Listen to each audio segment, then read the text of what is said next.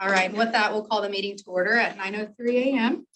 I'd like to do commissioner introductions, and I think if we would kind of take roll at that time. So, Dr. Kurth, can we start with you? Hi, I'm Kaylee Kurth. I'm from out in Weatherford. I am a pharmacist at the College of Pharmacy at Southwestern, but I serve on this commission as a representative, as a foster parent with the PAR board.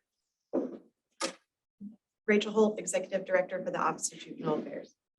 John Schneider, I'm the Executive Director at Youth and Family Services. Here serving representing the Association of Youth Services. Keith Reed, I'm Interim Commissioner in Oklahoma State Department of Health. Justin Brown, Director for the Department of Human Services and Secretary of Human Services for the state of Oklahoma. Commissioner Harrington, Vice President of Programs for Circle of Care, representing the residential and RFP agencies.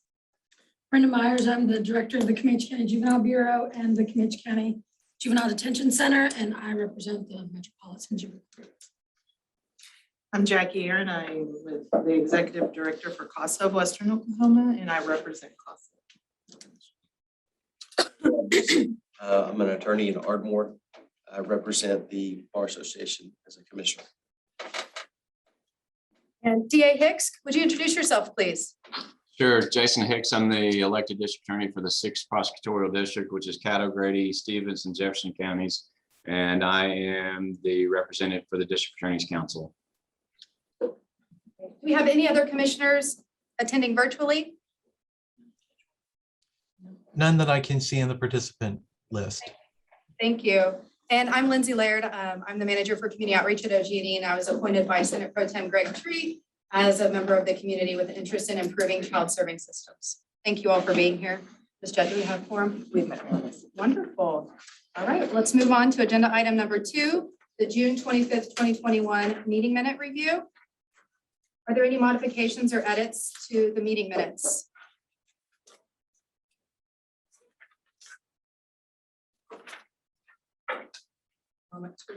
If not, I'll entertain a motion. I move to approve the minutes as presented. Director Holt, is there a second? Second. Excellent. We'll take the vote. Secretary Brown? Yes. Commissioner Aaron? Yes. Commissioner Reed? Abstain. Commissioner Harrington? Yes. District Attorney Hicks? Abstain. Director Holt? Yes. Commissioner Kurth? Yes. Commissioner Laird? Yes. Commissioner Myers? Yes. Commissioner Schneider? Yes. Commissioner Wilson? Yes. Thank you. Moving on to the November 19, 2021 commission meeting minutes. Take a moment to review.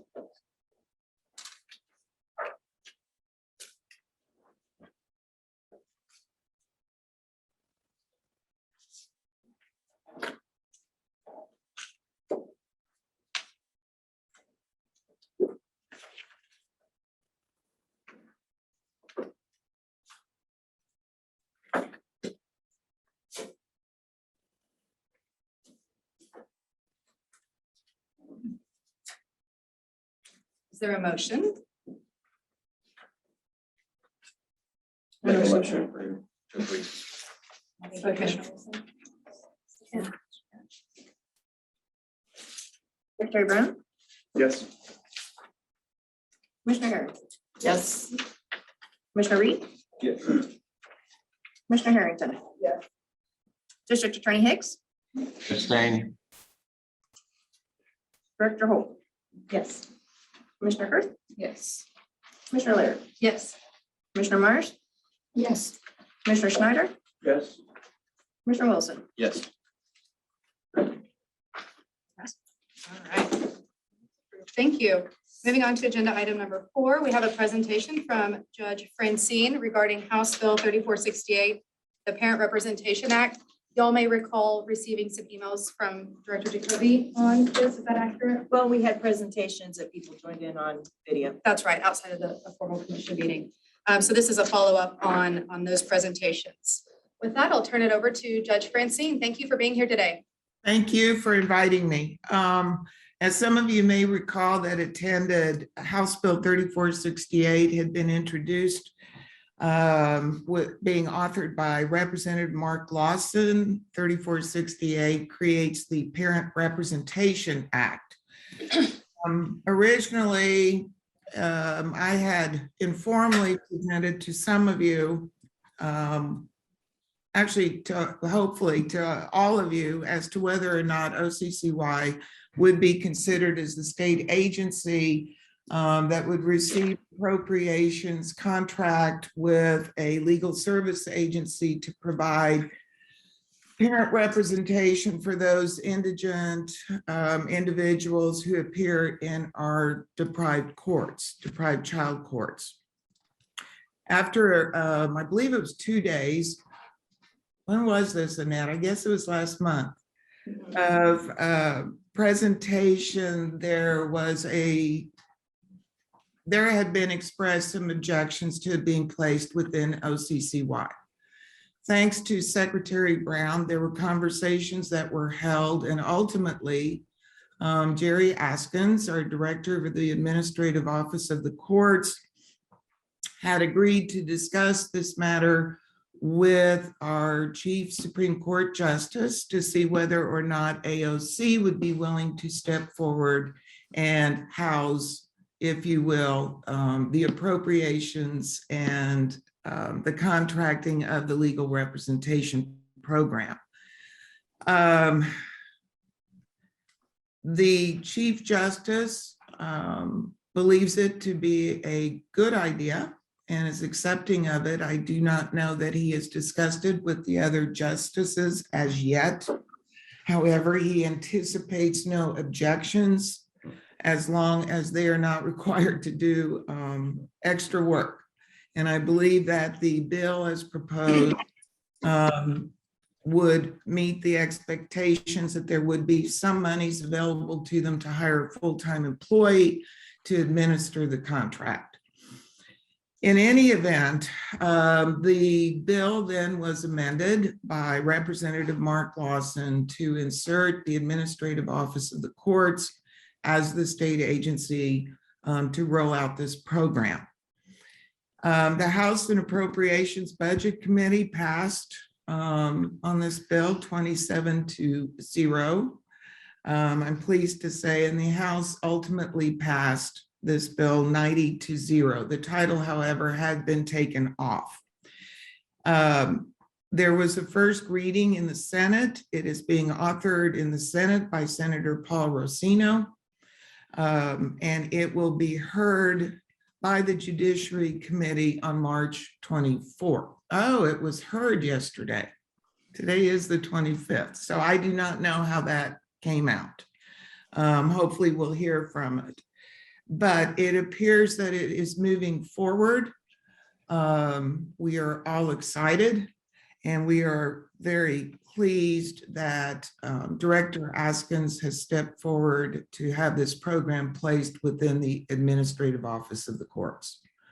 And that is about all I have to report. Does anybody have any questions?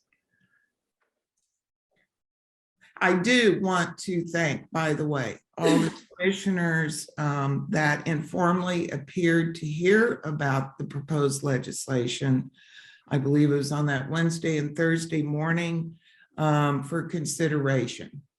The Oversight Committee, the Supreme Court Oversight Committee on Parent and Child Representation has not met. We're waiting to hear how this moves forward in the state legislature before we take any further actions. I will advise that it is my opinion that the Oversight Committee will, however, this year begin to address high-quality legal representation for children and make recommendations as to structure and rollout of that legal representation program.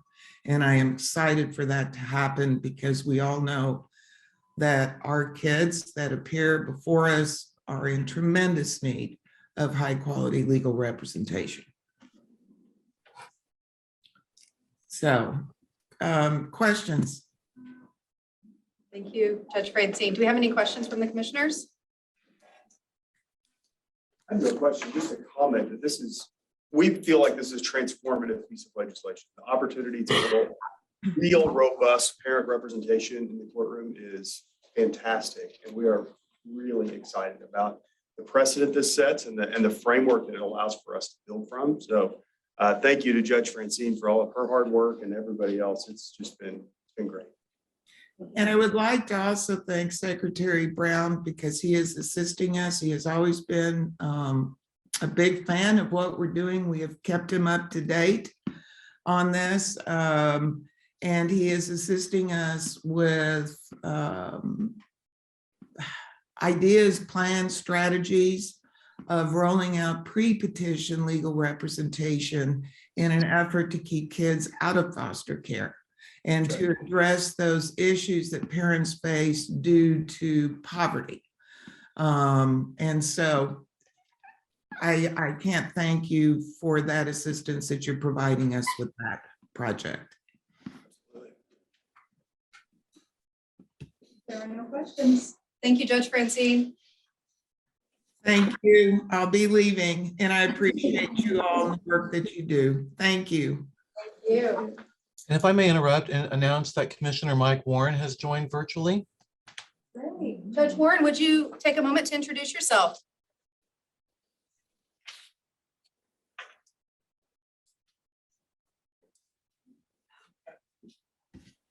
Judge Warren, if you're speaking, we can't hear you.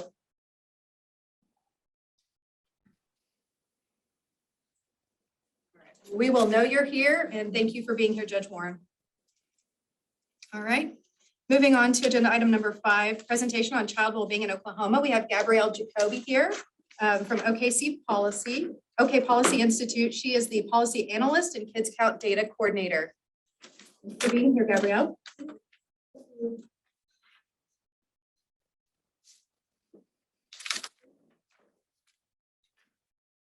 Our commissioners on, will they be able to see this? I'm going to share the screen. I'll let you do that. I don't have myself.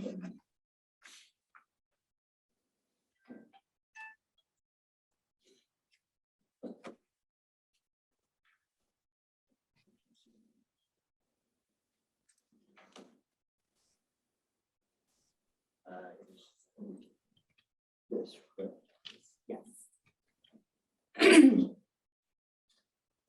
Can we make the tiles on the right there, just should maybe show one tile or no tile so we can see the full screen?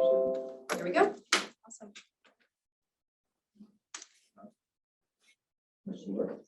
If I could ask really quick, are you able to just select begin slideshow so we see your slides full screen? There we go. Thank you. Okay, so I'm Gabriella Jacoby. I'm the Child Wellbeing Policy Analyst at the Oklahoma Policy Institute.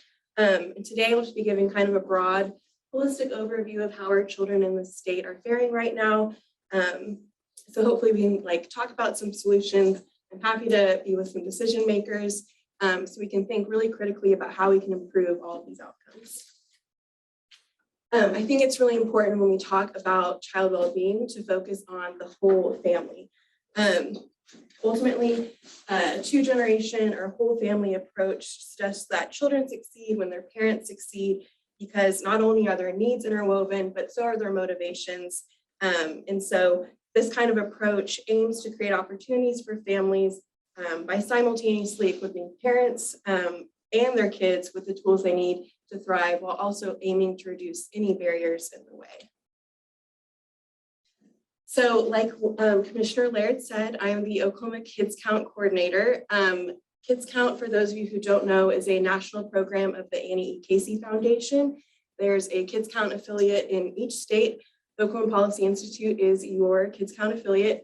Each year they create the most comprehensive ranking of child well-being in the country, focusing on these 4 domains of economic well-being, education, health, family, and community. So this year overall we ranked 42nd, and I will say all of these indicators are slight improvements over the past few years, so we are making progress. In terms of economic well-being, we came in at 33rd, education 45th, health 42nd, and family and community 41st. And what I really hope to do is show how all of these domains are connected, interwoven, and they all impact each other. And so we can't silo our work when we talk about child well-being because each one of these will impact the other one. So when we want to talk about improvement, we really need to look at broad, holistic solutions that help each one of these aspects. So we'll start with economic well-being, which again, we ranked 33rd. To help children grow into prepared, productive adults, parents need jobs with family-sustaining pay, affordable housing, and the ability to invest in their children's future. And so these are some of the indicators that went into that ranking. So the percentage of our children in poverty, those whose parents lack secure employment, children living in households with a high housing cost burden, and teens not in school and not working. When parents are unemployed or even just are earning low wages, their access to resources to support their kids' development is much more limited, which can undermine not only their child's development, but also their health and prospects for success in school and as they transition into adulthood. So children in Oklahoma are more likely to be poor than the rest of the United States. This lighter blue is Oklahoma, this darker blue is the United States as a whole. So it's overall for children, it's 20% of our children are growing up in poverty. And I think when we talk about poverty, we should give a literal definition. And so right now that is $26,000 a year for a family of 4.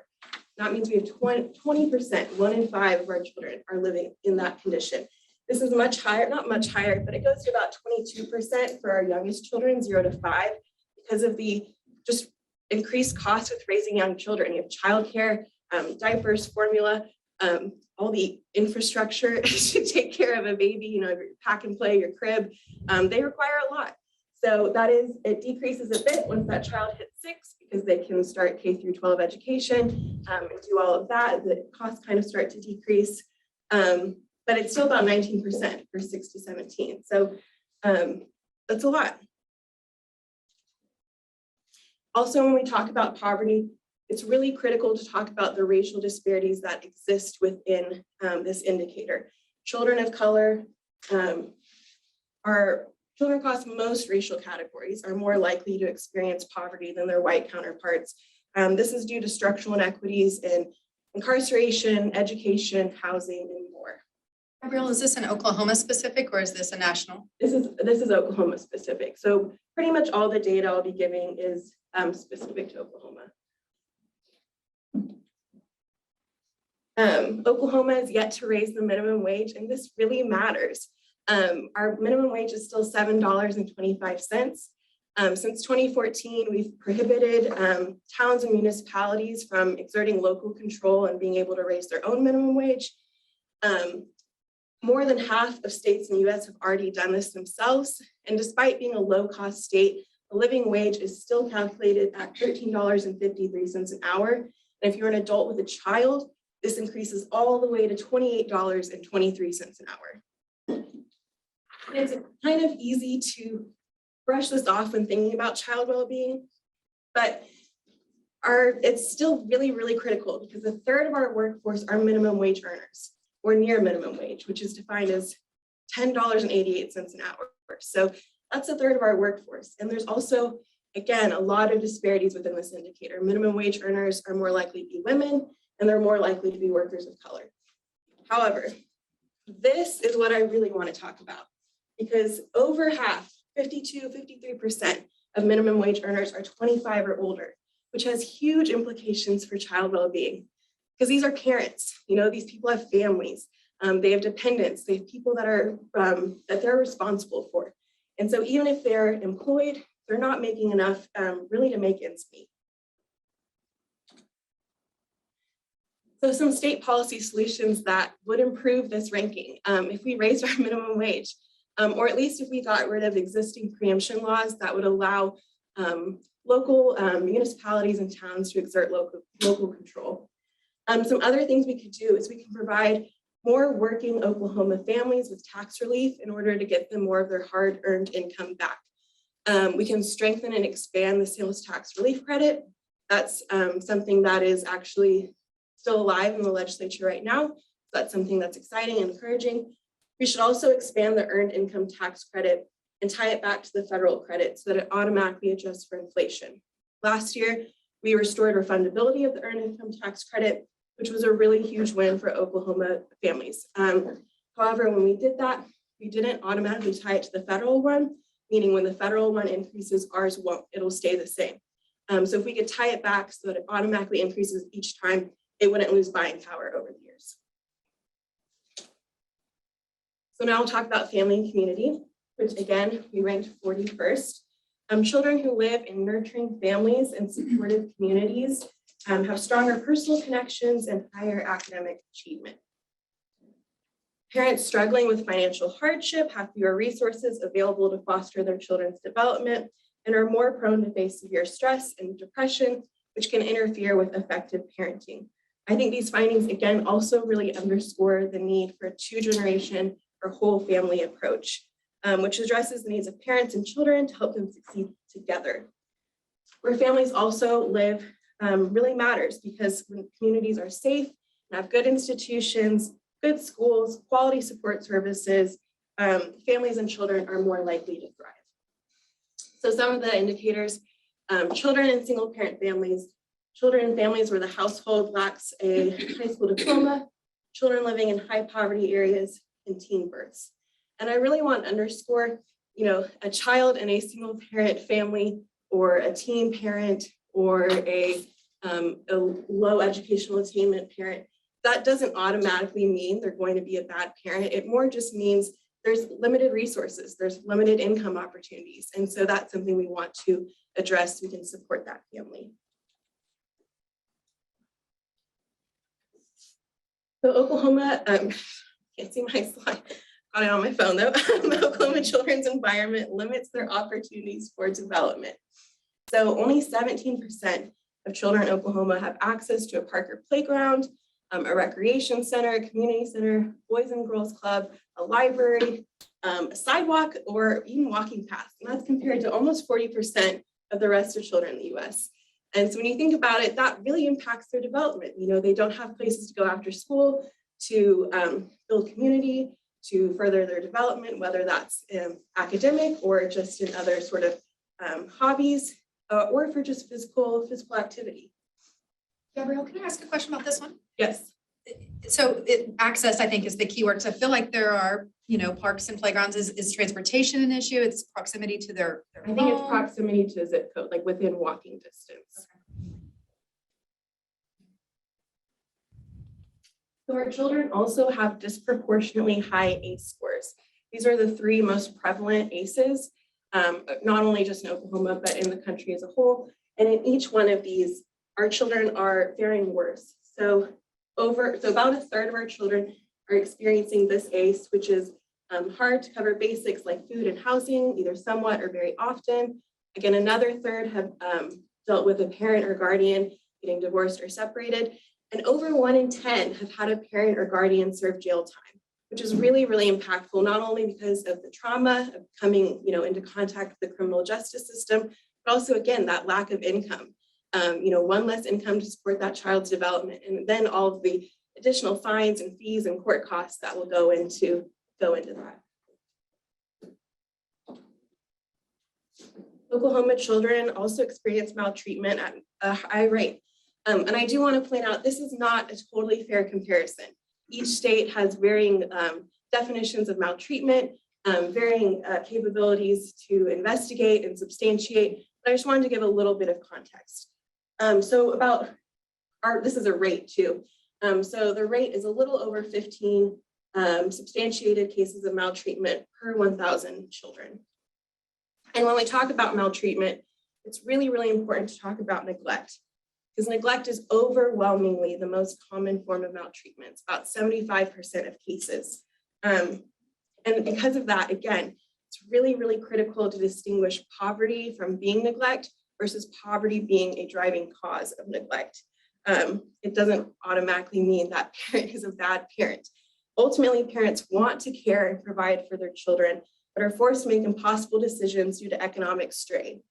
So again, by uplifting the whole family and providing parents with more resources to properly tend to their child's development, we'd reduce family stress, we'd reduce maltreatment, And overall, we reduced entry into the child welfare system. So some state policy solutions. We should invest in affordable and reliable public transportation to connect families. Like Commissioner Laird said, there is a transportation issue. Sometimes there are resources, but they're just not accessible to families because they're too far away. We should also use data to inform our governments where we should locate certain resources such as libraries, job training programs, and other services that can help mitigate any harmful impacts of living in a high poverty neighborhood. And we can continue to decrease our teen birth rate, which we have cut in half over the past 10 years, but we were so high to begin with that we're still one of the worst in the country. So that's something we should continue to address. So now on to health, which we ranked 42nd in. Children's good health is fundamental to their overall development, and ensuring kids are born healthy and on time is the first step to improving their life's chances. However, exposure to violence, family stress, inadequate housing, lack of preventive health care, poor nutrition, poverty, and substance use can all undermine a child's health. This is important because poor health in childhood affects other critical aspects of a child's life, such as school readiness and attendance, and can have lasting consequences well into adulthood. So some of those indicators, the percentage of babies born at a low birth weight, children without health insurance, child and teen death rate, and kids who are overweight. So Oklahoma children and their families lack health insurance at higher rates than the US. So as last reported, our child uninsured rate was 9% compared to 6%. And on top of that, 1 in 4, 25% of Oklahoma children have a parent that doesn't have health insurance, which is huge because if a family gets sick, they might not take care of it, or if it gets so bad that it needs to be taken care of, that can really have financially devastating consequences for that family. However, I have to shout out, we expanded Medicaid in July of 2021, and so we're already seeing these indicators are going to improve. I'm so excited over the next few years to watch not only our health insurance indicator improve, but then every other health indicator will get better because families have access to preventive care. We know that when adults sign up for Medicaid, they're more likely to sign their children up for health insurance as well. Our adult population was about 14% uninsured prior to Medicaid expansion, and already within less than a year, we're under 10%. So that's huge. That's really, really, really, really awesome. And if the healthcare authority, if Commissioner Corbett was here, I would say thank you, not only for expanding Medicaid, but they did really, really great work at enrolling people, reaching out to people. They opened up the enrollment period a month before it went into effect to ensure that everyone can get on board. So really, really awesome. Something to be proud of in our state. So starting off right off the bat, prenatal care. Oklahoma children start off behind their peers in other states due to lack of prenatal care. Our parents aren't accessing prenatal care at the same rates as other states. And again, this is an area where there are significant racial disparities. And there are disparities for accessing prenatal care for young people, people of color, people with low incomes, linguistic minorities, and other marginalized groups. So barriers to care have both structural and individual dimensions.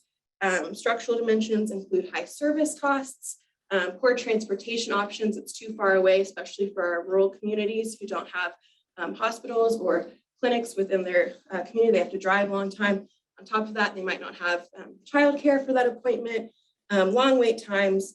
And then some individual dimensions can just include fear, distrust of medical providers, lack of health insurance, lack of social support, and other mental health problems like depression that can just make accessing and seeking care a little bit more difficult. Oklahoma also has really high rates of infant mortality. And again, this is something where racial disparities persist. I think infant mortality is a really interesting indicator because it shows a lot of different things that are going on. There can be that preconception piece where mom might not be in the best health. She might have not had access to care. And then there can be the postpartum piece where, could be lack of education or resources, lack of social support. So this is just a very, very interesting indicator, but this is also something we have improved over the past 10 years. So something to be proud of, but something to continue focusing and working on. This is just an example of how poor health can really impact education. Chronic absenteeism hinders students' current and future success. So right now, 1 in 4 of our 4th graders are chronically absent from school. That can be for a lot of reasons, but a lot of it's to do with poor health or poor health of their parent. On top of our children's physical health, we also have increased mental health needs. 1 in 4 of our children have 1 or more emotional, behavior, or developmental conditions. This includes autism, developmental delays, depression, anxiety, ADD, ADHD, and any other behavioral or conduct problems.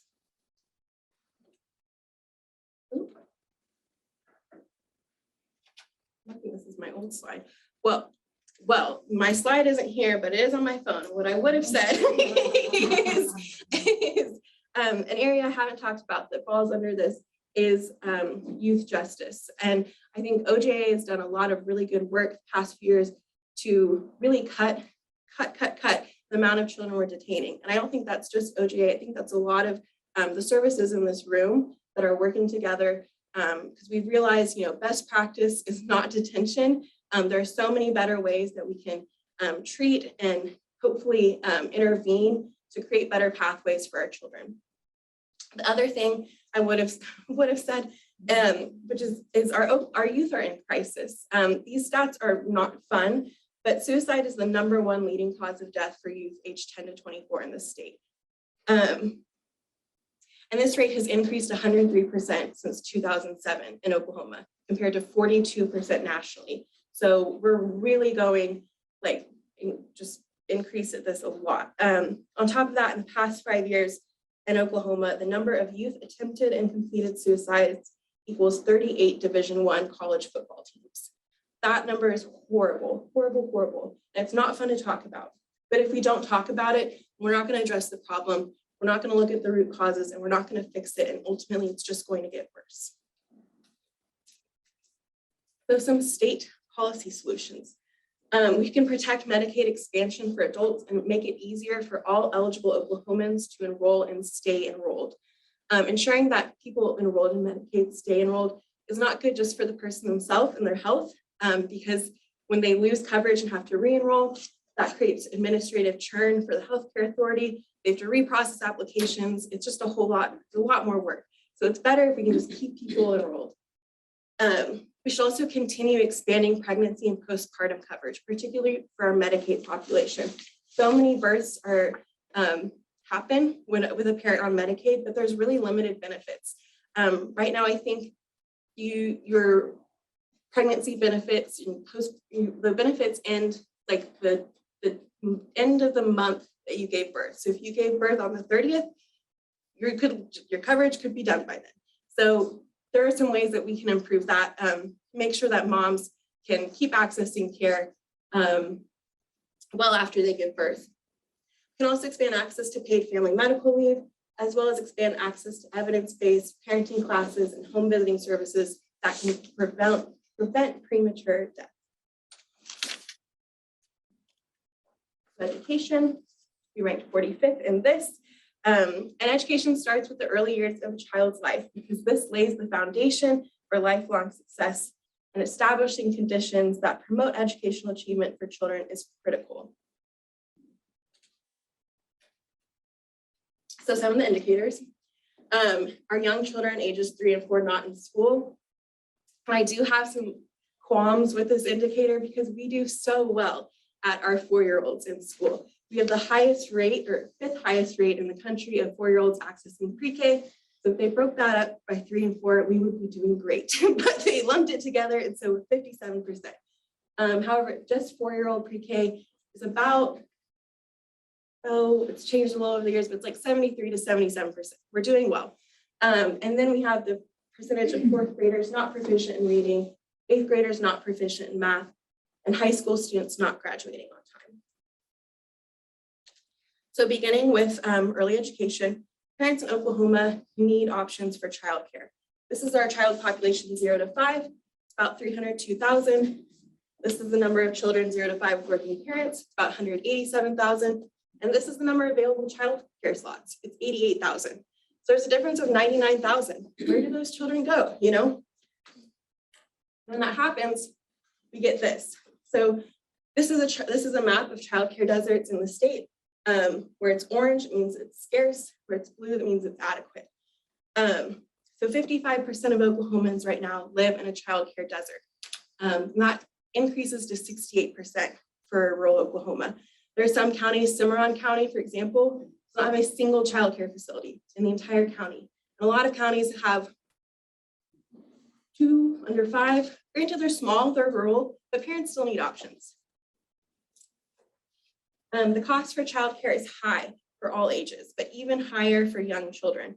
This is the weekly cost of childcare in Oklahoma by age, and this is the median weekly income for an individual in Oklahoma. So on top of childcare, you still have to pay for internet, rent or mortgage, utilities, transportation, food, clothing, healthcare, all that stuff. And remember, the parent of a young child is going to be early in their careers. They're likely to be making a little less than average. Again, I think it's important to talk about there are geographically, this changes a lot. So that was the state average. We're in Oklahoma City, we're in Oklahoma County right now. So this increases a lot depending on where you live.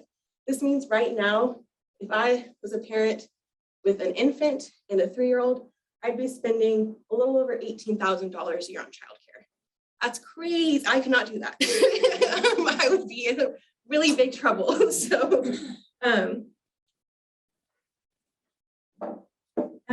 because of that, 1 in 10 Oklahoma mothers has reported that they or someone in their family had to quit a job, not take a job, or greatly change a job because of problems with childcare. And I want to point out, this is from my survey in 2016. Since that time, the number of childcare slots has decreased by 1/3. On top of, we've had a global pandemic in that time, a lot of disruptions with childcare, schooling, and jobs. And so I'd be really interested in what that number looks like now. But unfortunately, I would predict it's higher. So now we'll go into K-12 outcomes. So these are current educational outcomes in Oklahoma. And this is not great, but I think when we look at this, it's not exactly fair to say that, this is the result of our public schools failing. I've shown a whole bunch of data that is impacting all of this, that isn't going to be fixed by schooling and education. There's so much more, again, that's going into that. And, we have under-resourced children. Our children are more likely to experience health challenges, community violence, and other difficult family circumstances. But again, context is important. So this is where we are. And this is where all the other states in our region, as well as the US as a whole, is doing. So not that this is great, I'm not excusing this, but really no one is excelling in this. These are standardized tests. So take that in. But when we talk about our public schools, our K-12 education, it's important to say that state funding for education hasn't kept up with inflation and population growth. So in fiscal year 2008, we were spending about $3,000 to $4,000, depending on inflation, per pupil. Most recently, we're at $3,407, which is an increase from fiscal year 18. However, when adjusted for inflation, it's still 16% below fiscal year 2008. So we're not providing the same level of services to our students. On top of that, all state funding hasn't kept up. This is our state appropriations beginning in fiscal year 2000 to most recently. And when our state budget shrinks, this has really big implications for child well-being. We have fewer resources to pay for childcare subsidy, to license and investigate facilities, fewer health resources across the state to address emerging mental health needs or substance use disorders, fewer counties providing home visiting services to parents and parents with young children, less funding to maintain and inspect our roads and bridges, less money dedicated to public safety, to parks and recreation for our children, and less money we can provide for tax credits for working Oklahomans. So some policy solutions, beginning with our early education. We should raise the reimbursement rate for childcare providers accepting DHS subsidy. Currently, we're about 60.3% of the true cost of care. Federally, they recommend that should be about 75%. And so what happens is providers are absorbing that cost, and it kind of de-incentivizes them from accepting low-income families needing subsidy. We should also continue to decrease out-of-pocket costs for low-income families accessing childcare.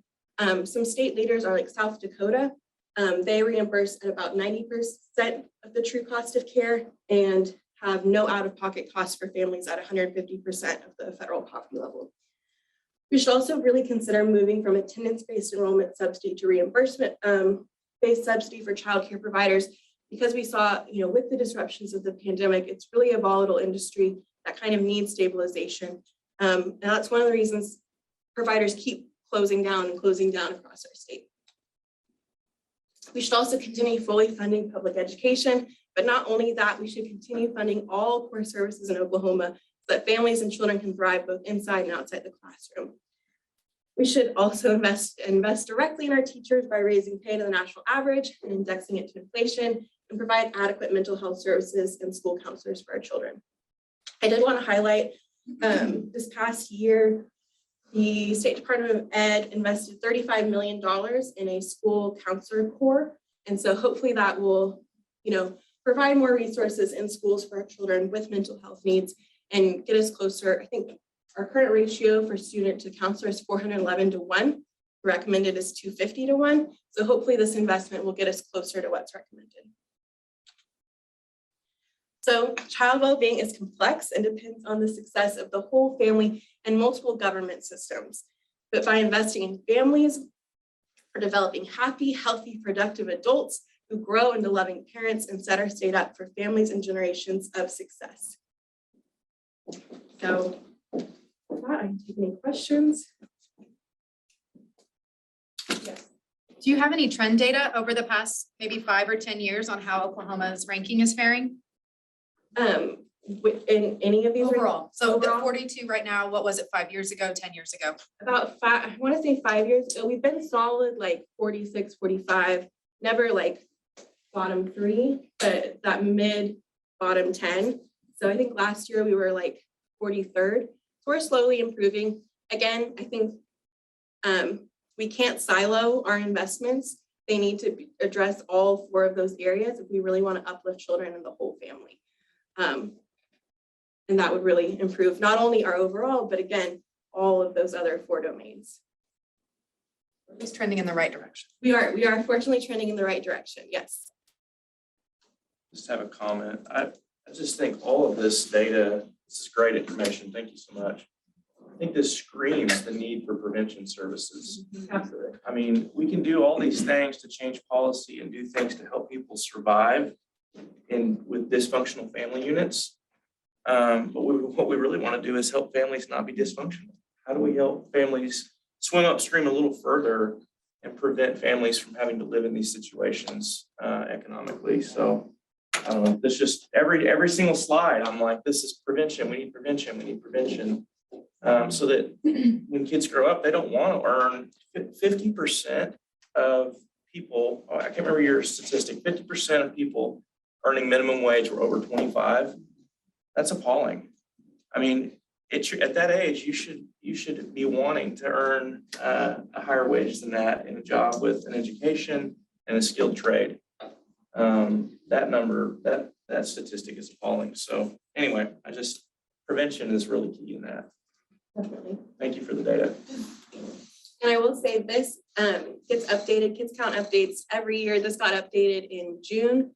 So little behind, but be ready in June of this year for all the new data to see how much better hopefully we've gotten. I'd also like to make a comment as well to validate the concept of a whole family approach. I think that was some of the underlying philosophy of the presentation and the data is that today or historically our systems have worked so siloed because of funding streams that there isn't a whole family look. We serve in one place, OJA serves in one place, health serves in one place. And I think there is a statewide, not only trend, but genuine desire for agencies and organizations, not just agencies, but community organizations, to work together to solve problems. The technology has not caught up and allowed for us to really do so at a scalable, on a scalable level. It's family, it's one-on-one, it's family by family. Right. I think at least one of the positives is that we do have an environment now in which those silos from a philosophical and cultural perspective are breaking down. And so our systems have to catch up. And there's a significant amount of effort in that space now. So, and I think you start to see some of that cultural impact beginning to be seen. I mean, it just came out that Oklahoma is #1 now in recidivism in the country. That's incredible, right? For some of those statistics. But ultimately, this whole family approach is one that is being, I think, is very much taken seriously in some of the national work around this. There will be a new concept, I think, arise out of TANF reauthorization around family and career success plans, as opposed to old sort of an old definition of like work standards or work requirements. It's now some of the discussion is this sort of holistic family plan. And I think there's a lot of positive momentum in those spaces. So from a national perspective, I think there's an opportunity for significant improvement. And I think Oklahoma, because of cultural changes, is sort of looking to be a leader in some of that. So it takes decades and generations to fix, of course. But appreciate the effort. Any other questions? Any questions from our commissioners attending virtually? Gabriella. Thank you all so much. Adjust the agenda here and ask Lisa Rhodes if she would prepare her presentation. So we're actually going to move agenda item 15 up. Presentation on Child Death Review Board process, barriers and improvement strategies. Lisa is the program manager for OCCY. A very ancient one. I'm a little embarrassed to go after Miss Gabrielle and her fancy notes on her phone next to her changing. Please bear with me as I try and squeeze my paper and this keyboard.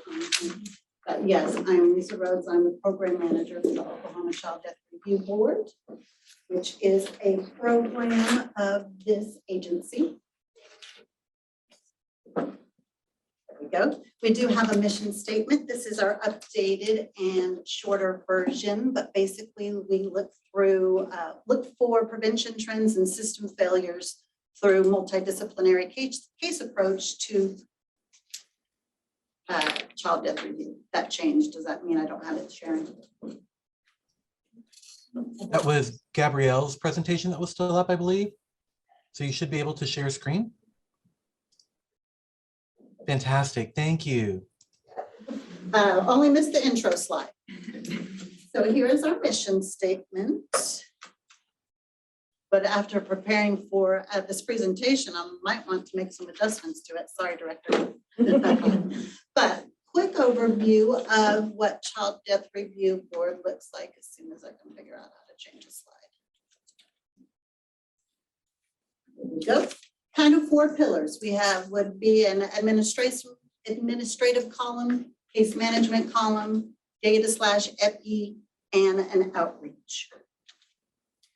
Little bit quick history of the program. 1989, Governor Bellman commissioned a child abuse study, figure out what was going on in the state. It took about 6 months of in-depth of the professionals looking at different items across the state. They identified 27 issues and made recommendations to address the issues, one of which was that the state create a Child Death Review Board. Our statute is Title 10, Chapter 51, Section 1150, and it includes a definition of the child protection system that the board is responsible for oversight on. 2019, Act passed in 1991, took a couple of years to get logistics figured out, how we're going to get the information, let the agencies know we're going to start requesting information.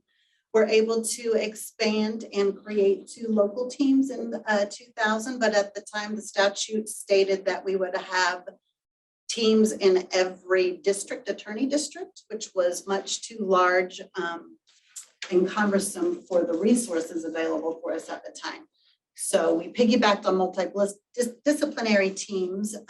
In 2004, we expanded the teams, including a statutory change, which meant we could kind of recreate them however we wanted. We mirrored DHS's areas at the time and created 2 more teams to cover a majority of the states. 2013, we had administrative rules created to govern those teams to help tighten them up and structure them a little more.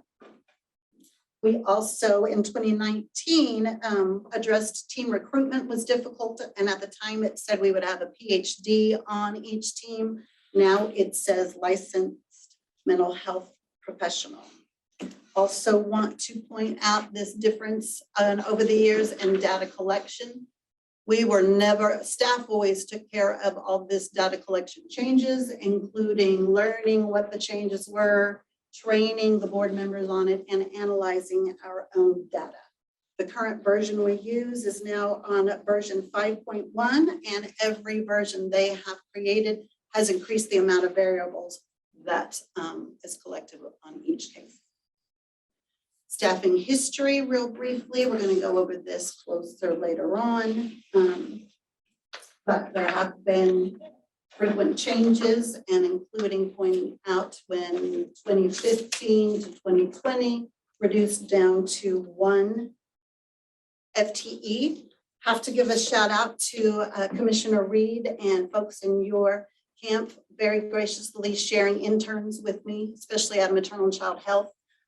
Joyce Marshall and Alicia Lincoln, my apologies for saying your names, it's such a big meeting, but they have been irreplaceable partners, especially during this time when I had no one else to assist me. 2018, 2019, we contracted some staff to see if that could help with the situation. It did not. So in May 2020, we hired another person in a pandemic. And then last July, we were able to hire a 3rd person also in a pandemic, giving the program 3 FTE for the first time ever. Statute dictates membership. For the main state team, 14 are members based on the job title you have. Statute allows for designees, and the seats in italics are the ones who, if they state italics correctly, are the ones who actually attend the meeting and do not send a designee. This little asterisk right here, shout out, no disrespect, is lacking a designee. As Director Jacoby stated at the beginning, when she was at the Office of Child Abuse Prevention, she supported the program greatly, was vice chair under Jay Scott, and then served 2 terms as chair, and then a term as chair ex officio. The remaining 13 are members are selected from lists submitted by professional organizations and appointed by OCCY for 2-year terms. They can be reappointed for additional terms. Have this kind of bold, and wanted to point out that the statute currently says that we would receive our names from the Secretary of Indian Affairs. Well, that position was depleted in 2011, and no attempts to reword this so that we can get a member onto the board representing this. I also want to point out the other italicized are vacant slots that we've been waiting to get filled. Recruitment is difficult. It's also difficult when you are under a federal investigation. Want to give a shout out to District Attorney Hicks, who is now a commissioner, graciously served as chair on my Southwest team, and I was very sad to lose him, but we'll let it go since it's you guys. And he has recruited, I'm looking forward to who he recruited for us, District Attorney Dave Thomas, out of an adjacent Jackson, and I'm sure there's one more county he covers. My apologies for not knowing that right now. Here is makeup and areas of the regional teams.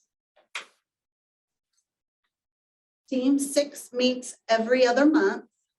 2, 4, and 5 meet quarterly.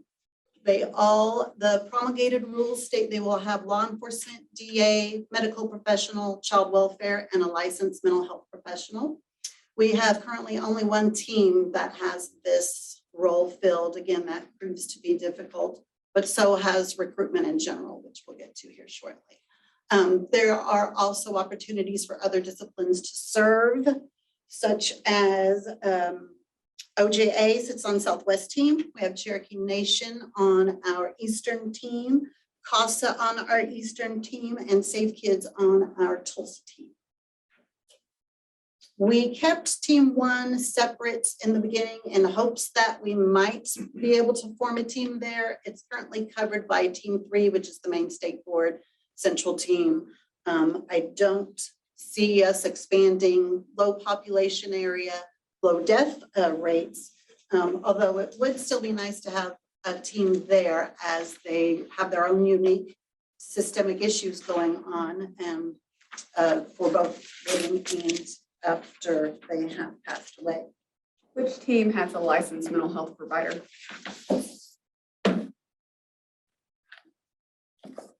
The cases are, the life of a case is kind of, do you have a question? Did you have a question? I asked her, she answered. Oh, okay, I Sorry. missed it. Yes. Sorry, got it. We have 3 stages of a case: pre-review, meeting, and post-review. So talk a little bit about the pre-review stage. There are 4 different ways we are notified of a death. Media, of course, would be the most immediate. Child welfare has a document that's titled Initial Report. That is an in-house document that goes all the way up the chain to Secretary Brown, includes the district directors and all the hierarchy that would be involved down to the investigator. Then we also receive monthly death certificate data dumps, which that was our first group to help us move forward and utilize the box. But that is one PDF of multiple deaths. So staff has to take the time to make every single one of those individual PDFs. This digital transition to digital world has been a huge barrier in moving forwards. Autopsies, in theory, we receive every single child autopsy. We all know theory and practice don't always match. So there are times when the staff has to follow up and request their agency records are not in one location. Neither is with the update of our government agency websites. The counties that are in each office are no longer available. So it's a guessing game for staff to figure out which office we need to request the autopsy from.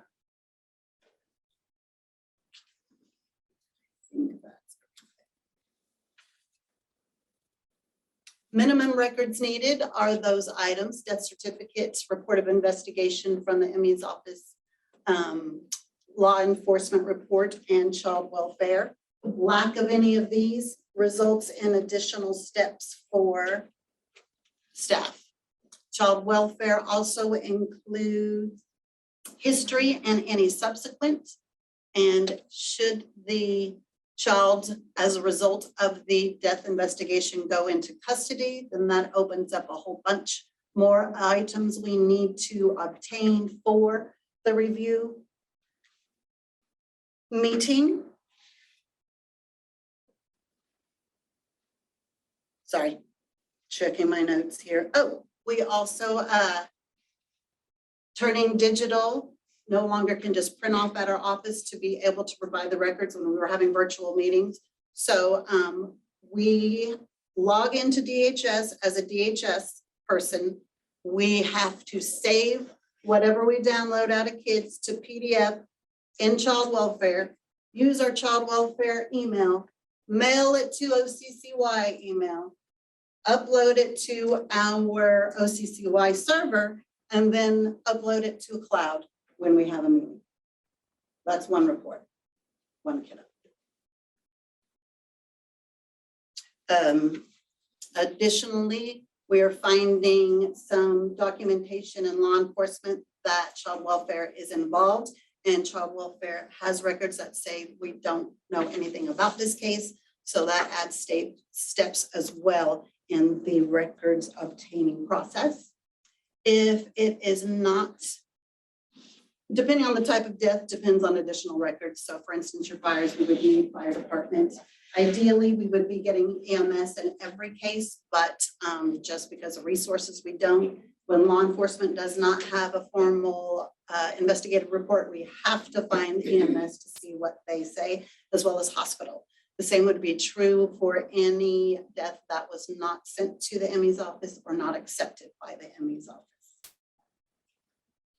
And then, another barrier that is slowing things down, probably getting ahead of barriers. Getting ahead of not to barriers yet, but reminding all these entities that we are legally allowed to have the material, confidential material. This is I'll make it real quick. Oh, no, I can't. I thought I could make that bigger, you guys, I'm sorry. Ooh. Well, we did do process review. Process evaluation. And this is the steps for one notification on one case. The green is outside the meeting. The blue is all the steps that happen within a meeting. So to some barriers, technological level of the different agencies.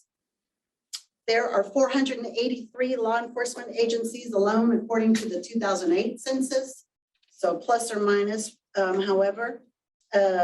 Additional staff has allowed us to be able to get back to the frequency of requests so that when turnover has occurred at the agency receiving our request, they're aware of who we are and that, yes, we are allowed this information, and they don't wait 2 weeks till we follow up and say, hey, where's that report we requested, and have to tell them who we are. Out of sight kind of made it out of mind, plus staff turnover at their agencies post-COVID has really made it difficult. It's almost like 1991 again, and we're figuring out how to get all of this stuff. Previous slide does also didn't do anything to demonstrate receiving a report just by fax. Yes, that is a majority of the communications we have with law enforcement. Reports are often too large for digital, especially the broadband we have available for our rural agencies. Fax comes in here to a digital folder that needs to then be sent to one of individual CDRB staffs. And then once it's in our staff, get it back to the kiddos folder on the network.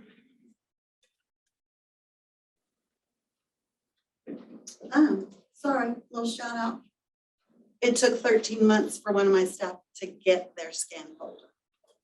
So that was a barrier as well. Strategies, got more staff.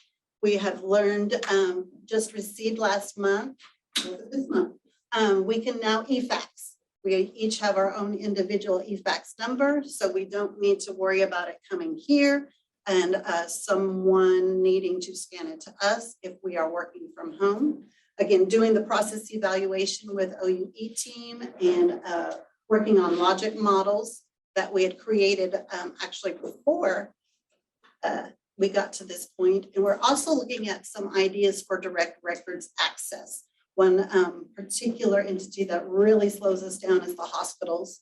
If they send it, we send a batch to them, they send a batch back with no identifiers, then we have to guess who it is. Using a password, that's the child's birth date, that if we get it wrong too many times, we're locked out and we have to start all over again. Making friends at medical records departments all across the state. They also have to be renamed because they're not coming to us John Smith OCPD. They're coming to us looking like a password code, so we have to rename it.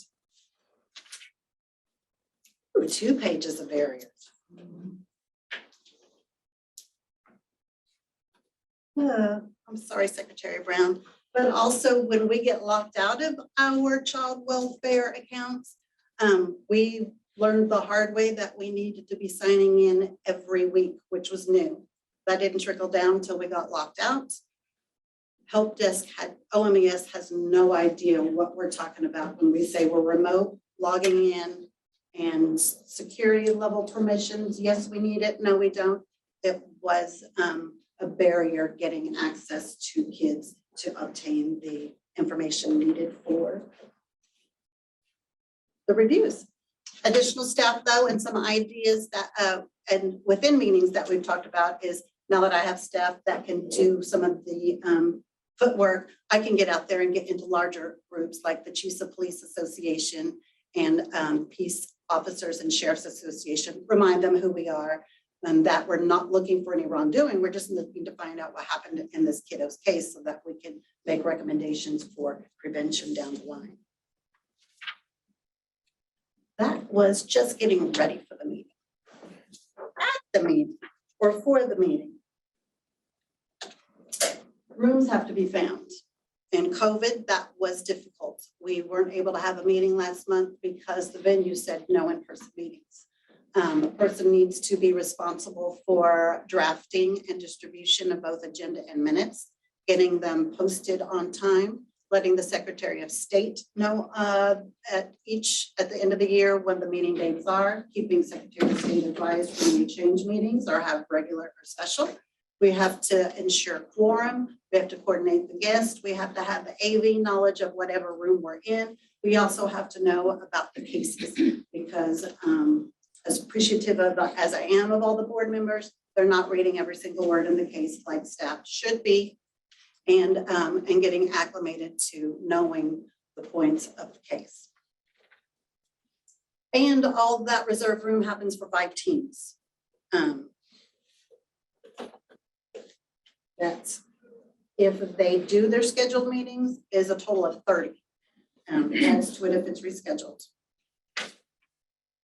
So some barriers there, ensuring and maintaining, abiding by the Open Meeting Act requirements, which meant not being able to meet sometimes when due to COVID. Fulfilling those statutory requirements, reminding the board what we're supposed to be looking for. We are not an arm of the law or the district attorney's office, so our focus should not be, well, who's going to get charged for us? And just keeping us on track.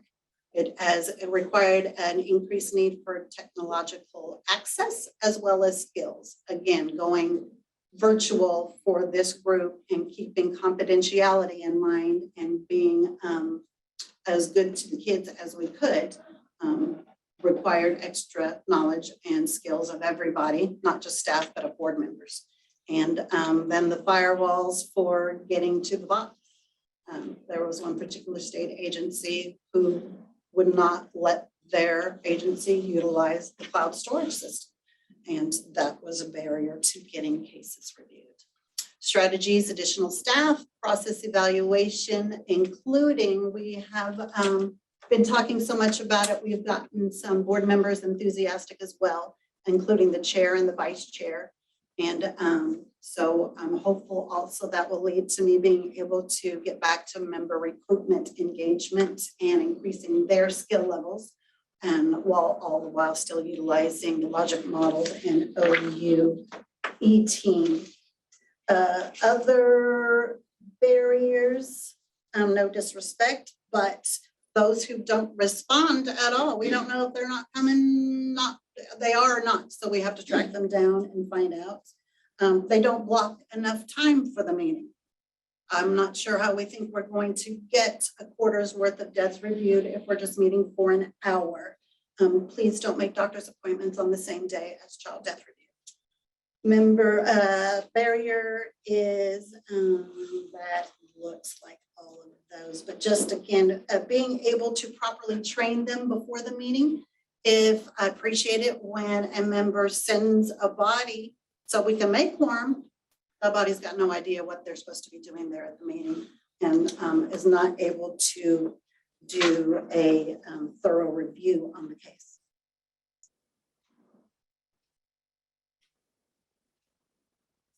All right, third stage, post review. So we've had the meeting, some are closed, some have other things going on, such as need additional information. Maybe a provider was identified in a suicide case, so we want to find out their information, what they have on the child. Sometimes the medical records we were sent were inadequate. Well, this section of the records is not in here. Can we find out what those were? There are also, in addition to the annual recommendations, the board submits to you guys, a case-by-case recommendation can be made.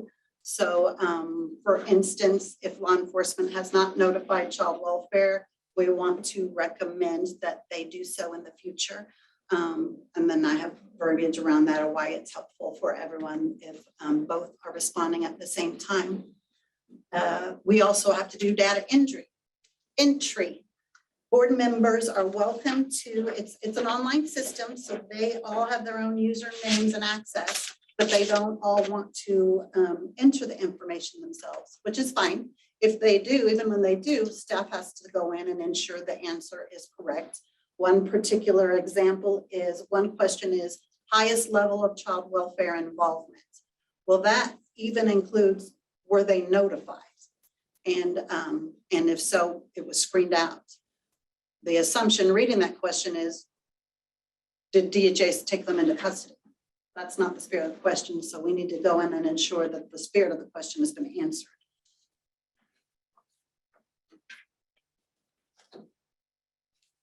That's one of the barriers, the nuances of the questions. The no formal tracking system for those cases that we did say, oh, law enforcement, we needed to recommend this as something. I have nowhere anywhere that tells me that I need to go do that besides old school Post-it note on the cover of a hard copy folder. When you're living in a digital world, you don't have sticky notes on the front of hard copy folders.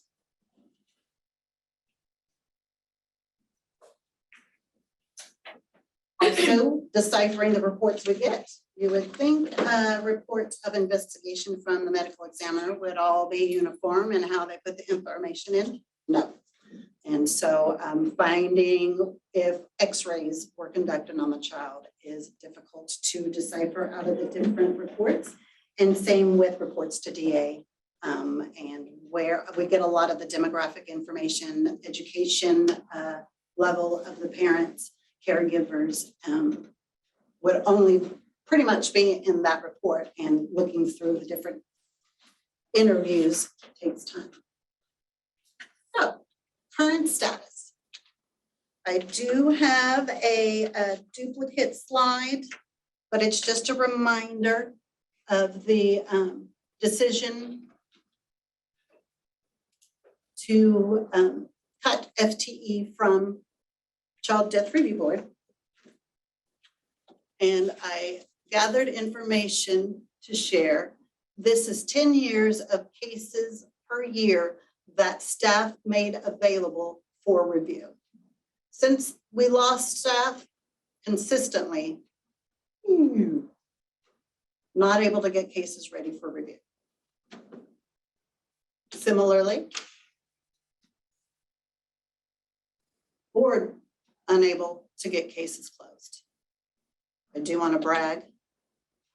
When I got Liz and Joseph, we are already surpassing what my hired help did for me years previous.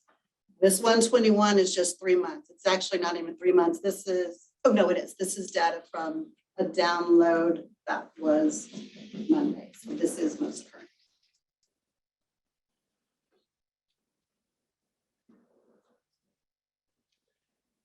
And overlap them for you. We're consistently getting more cases, almost consistently available for review. And so that's why I'm hesitant to evaluate the program based on what's closed, because that is out of staff's hands. That becomes board members' responsibility at that point. So also want to say this is unrelated to year of death.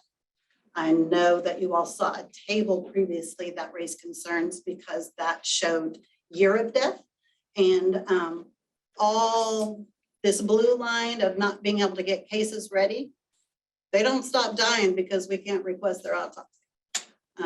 And so that's why these say 0, because we haven't gotten to get them reviewed yet. Where this column are all the unnatural deaths. So we automatically review these. The population of unnaturals that we do get are a result, usually we learned about them because DHS received a referral and they said, yes, we're going to investigate, and they let us know that they were going to investigate. For the most part, any case that DHS investigates, CDRB automatically will.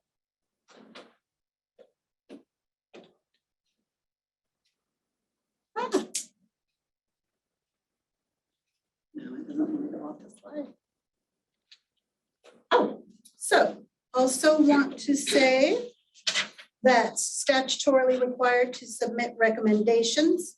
All the barriers and complications over the past almost 7 years. It was June 18th, 2015 that I lost the second FTE. And there's never been a year that the board did not submit recommendations to this commission, nor a year that I didn't present those recommendations, except for, including last year. So last year's just a reminder. One regarding abusive head trauma. Full disclosure, especially to Commissioner Reed, I am an active participant in the Preparing for a Lifetime Injury Infant Work Group. I'm a co-lead, but I had nothing to do with the recommendation being submitted and agreed upon by the board. But the former recommendation is that the program continue to be funded and ensure all birthing hospitals provide the education with the expectation that caregivers acquire skills that empower their capability to keep an infant safe. Also, little branch of that, we have some sleep-related death prevention programs going on out there, but what we do not have any knowledge about is what is available before a mom delivers on educating her on how to keep her child safe in a sleep environment. I was invited to participate in a nationwide collaboration of Johns Hopkins, Bloomberg, Injury Prevention Entity, Safe Kids World, and National Center to come up with a prevention project. COVID kind of slowed us down on that. So this is picking up where that left off, and we want to have an environmental scan conducted and find out who and what county is giving any or what safe sleep education. And once we identify the areas that don't have any, that I cannot wait to heat map with Miss Gabrielle's maps that she had as well, then we recommend that we get some education in those little pockets where single mom and her one kid in poverty is sitting in that house by herself, scared to death to be a mom, and is waiting for some help. Suicide was our third item that we made a recommendation about. Again, love the following, Miss Gabrielle. Unfortunately, our reports we receive give little details to help us identify prevention ideas for these children, including all the way down to, we don't know if the family has a history of suicide attempts and or mental health situations, or even the child's own use of behavioral health medications.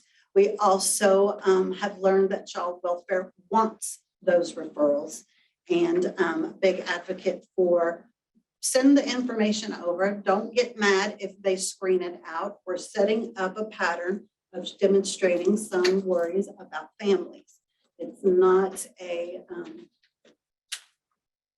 shouldn't be a professional boundaries, you're in my area situation. And so we're just trying to keep bridging those kind of silos that have been out there for 20 years and find ways to be the bridge for them. All right, so reiterating and give a little bit of reminder of what all these different columns do. For admin, keep track of those requirements of the public body. Member recruitment, development, retention, appointment, reappointment, I'm sure I have a very large amount that need to be reappointed, but I have not been able to get to them to see who, if they're interested in being appointed. If they are not, I need to have someone ready to fill in their shoes so that I can have some meetings and we can get some cases reviewed. The case management, collect the records. We already described some of those barriers. Same, the data and FBA. I haven't gotten to go too much on that besides say that self-taught and even learned just this week, when you have multiple criteria, you need to make sure every line's in your filter match. I had about 6 hours of hair pulling until I was educated by the National Center, same day technical assistance from the National Center. But I could be pulling such specialized reports if, and I've been asked and had to turn down specialized reports because I don't have the manpower or the capacity to do so. Especially for just sections or counties of the state. I appreciate the strong statistic that biggest manner of death for 10 to 24. Why are we comparing 10 to 24? So I could compare 15 to 17 for us as well as 14 to younger because the issues for prevention and suicide are not going to be the same for the 10-year-old as they are for the 24-year-old. So, and then as outreach, there have been times when tearfully I've said, okay, I'll do it because I cannot turn down interim studies. I cannot turn down Johns Hopkins, but that meant no cases were getting records requested because I had to go and be a part of those. Want to give a shout out to J. Scott Brown. I was asked to be at his suggestion. So again, but you can't turn it down. I was very humble and a little sad that I never thanked him for that. I had to quit. I was active when we were a little more better resourced, active in fetal infant mortality review, both as a member and on their advisory council. Same with Safe Kids and work group leader for preparing for a lifetime injury prevention, participant in the Safe Sleep work group. Injury prevention is the only one who was able to keep me engaged actively for these 7 years that have passed. Well, I guess it was 6 years passed, and I started being able to attend FEMA and Save Kids again. We also have our own Think, Prevent, Live prevention campaign that I wish I could be out and utilizing and getting in front of people. There's just all sorts of collaborations that an outreach column could be doing, especially with agency sister program at PNC, which I think was kind of developed to take CDRB and OJSO's recommendation and do something with it. So all that to be said, what's just how are we taking care of our kids and how can we improve on that?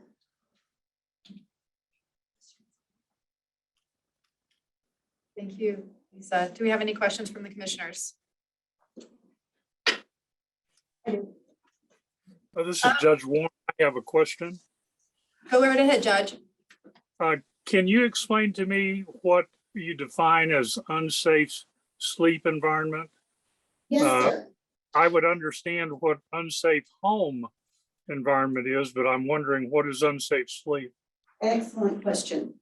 Not in an area designed for infant sleep, AKA not in a crib, not in a bassinet, not in a pack and play, is unsafe.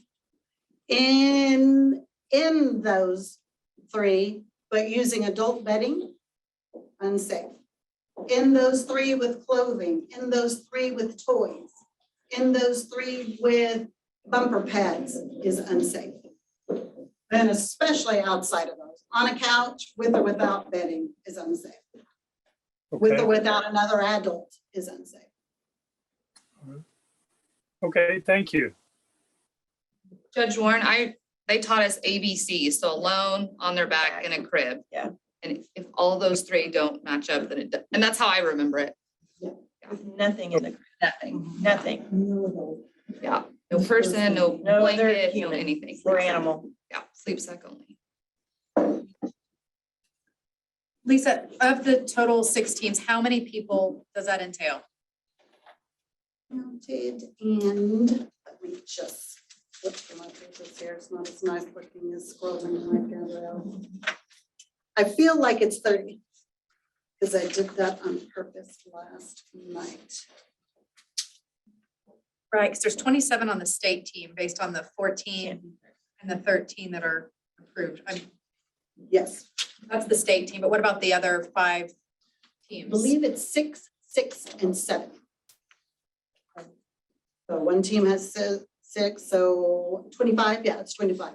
3 teams have 6 members and a 4th team has 7 members. So about 50, a little over 50 people, okay, involved in this process after it leaves your team for review. Okay. What is the frequency of those meetings? Depends on the team. State team meets every month. Tulsa team meets every other month. The remaining 3 meet quarterly.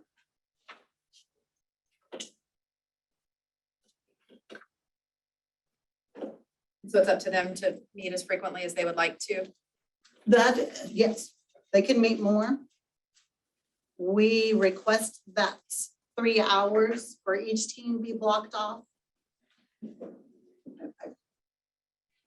I don't know the last time a regional team has met for 3 hours. I really appreciate you kind of walking through the process. There's a lot of steps. I think seeing that workflow really was eye-opening to me. I get that it's structured in this way. How do other states structure their child death reviews process? That is another good question. It is not uniform across the US whatsoever. A majority of states, there's one person in the regional area responsible for it. Okay. Or sometimes the chair of the team is responsible for it. And there is no state level staff attending. And it's working at that local level and they report back to staff at a central place. Some states don't have it statewide, period. Texas does not. Can't think of others. And some are in their medical examiner's offices. Some are in their public health entities. I don't know of any that might be in any legal agencies. No state has an OCCY. And no state, some states just do those that were under their child welfare.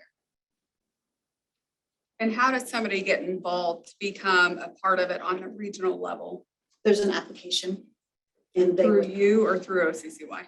Like, where do they get that, I guess? It's through me. I'd like it to be OCCY, but right now it's me. Okay. So just let me know. Question. Is that complex workflow managed through technology? How do you keep track of the 200 cases that you're waiting on a document and it needs to be? So back to Kudos, and I met with him just last week to tap his brain. In 2000, when we got the 2.25 FTEs, there was no central, we didn't know what was coming in, and so we then created an access system that identifies county team, it's assigned to law enforcement that we need it from, and then boxes for what's been requested and what's been received. So it's an access database. Yes, and that's what OU is overhauling for us. And it currently requires us to go in and say, what do I need to do today? And it doesn't have any way to tell us you requested and didn't receive without us going in and asking. And so again, that required teaching staff as well. But I don't know if it's going to stay access, but it's going to stay a database. Pretty confident it won't. It will because not stay Microsoft doesn't access. support access Exactly. anymore. And it's going to be able to tell us, hey, you requested this 2 weeks ago and you haven't gotten anything. You need to go request this. It's going to talk to us a lot more. Is OU working with the actual people who are required to send documents, all those hospitals and courts and DHS, or are they? No. So there's not a conversation about how to streamline all of the rest of the complexity? Yes. With those Hospitals people. is where we're starting. Just with hospitals? With one hospital? No, No, they have access to with OU. all hospitals, all major hospitals. Okay. Well, better than nothing. Yeah, exactly. A lot of the entities aren't digital, so like little small law enforcement, they're not digital. It's probably an undiscussed opportunity is advancing technology in courts and law enforcement would change. It would change a state. lot of things. I mean, it would be comprehensive change in the entire state. What age? I would love for DHS to participate in that. Obviously, we're a key role in this. And if we have not been just sort of reached out to talk about how we can participate in a streamlined process. Left out an important shout out. Okay. We've been relying on you guys to help us catch up. We've been calling it poaching. If you guys have the law enforcement, we're going in and grabbing it so that we don't have to take longer with reminding local law enforcement and going through all. Well, even in the development of the technology, Okay. like all of those organizations, that would be a suggestion that I have. I've been Everyone who squawking plays it a for years, role sir. in that complex workflow needs to have a seat at the table in the development of the technology. Because we could do, those of us who do have technologies could then work on automatic data transfers rather than you having to, but if nobody's consulted in the development of the technology, it's you can be guaranteed that it won't happen. Right? Is law enforcement the agency that causes the most difficulty in retrieving documents? Want to answer that? Of the big four that we get on every single case, unfortunately, yes. Okay. Additional records, you throw the hospitals in, but we're not doing the hospitals for every single case. They're as difficult, they're as big a barrier, but they're as less frequent. Back to Secretary Brown's point, so we're asking those stakeholders, those big four and then others will be required to use this new database. They will not be putting information into the database. This is a. Okay. We could ask them. I just don't know if we've discussed that at the OU level. It's like potentially an Yeah, I would opportunity to explore. absolutely suggest that, yes. And OU needs to be working with OMES on utilizing state reference architecture so that it can connect with other platforms as well. We have to do that. Is OMES, they're not technically involved. They did the contract, but they don't. Their ISD department had to approve the process, but yeah. But they're not doing anything. Actively working with OU. They had to comply with the uniform. Oh, sure, yeah, and procurement, yeah. So I would be happy to help connect all those dots. I mean, we're doing a ton of technology work, OMES and others, but if the state in any place is building technology, it absolutely needs to be on state reference architecture. Mike is the only person that's involved in knowing much. Okay. Just let me know how to connect. And we would love to participate in the design of it so that we can streamline all of that. Technology is the answer. Yep, for sure. And manpower, both.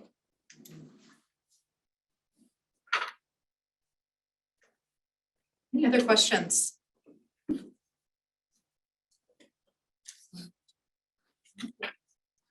Thank you, Lisa. Thank you, guys. Appreciate the opportunity.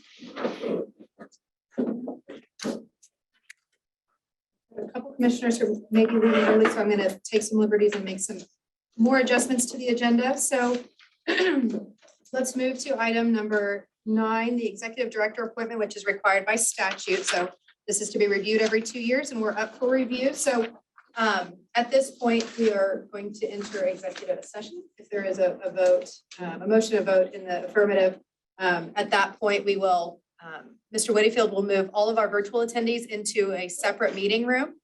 I just want to remind our virtual commissioners that at this point, you will not be able to vote in entering and exiting executive sessions. Or participate, yes, in executive session. So with that, I will entertain a motion to enter executive session. Thank you. Second?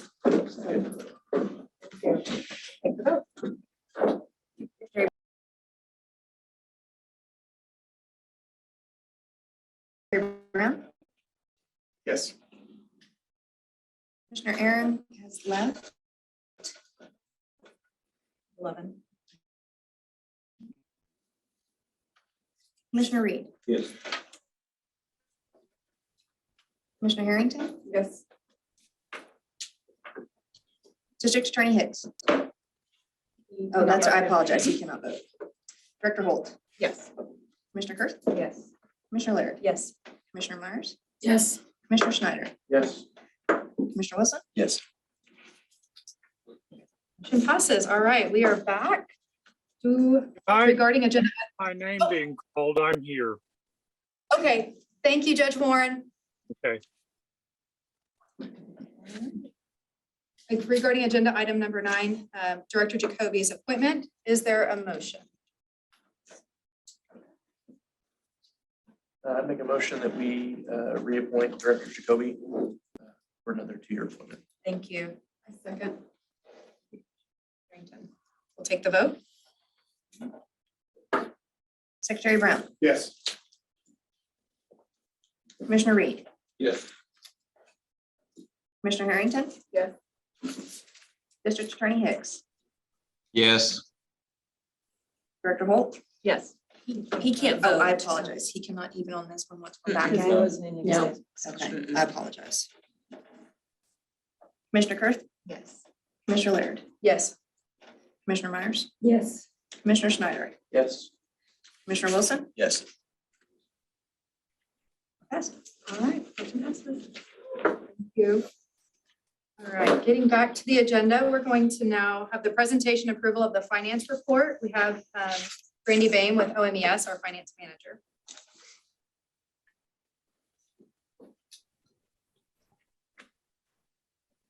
Good morning. Please bear with me as I'm getting over a cold, so if I have to mute to cough, I apologize.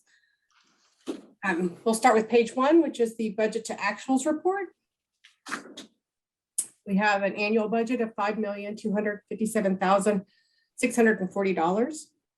To date, we have expended $2,602,627.22. We've encumbered $975,098.31, which leaves an annual variance of $1,679,914.45. On the second page, we have our available budget and available cash report.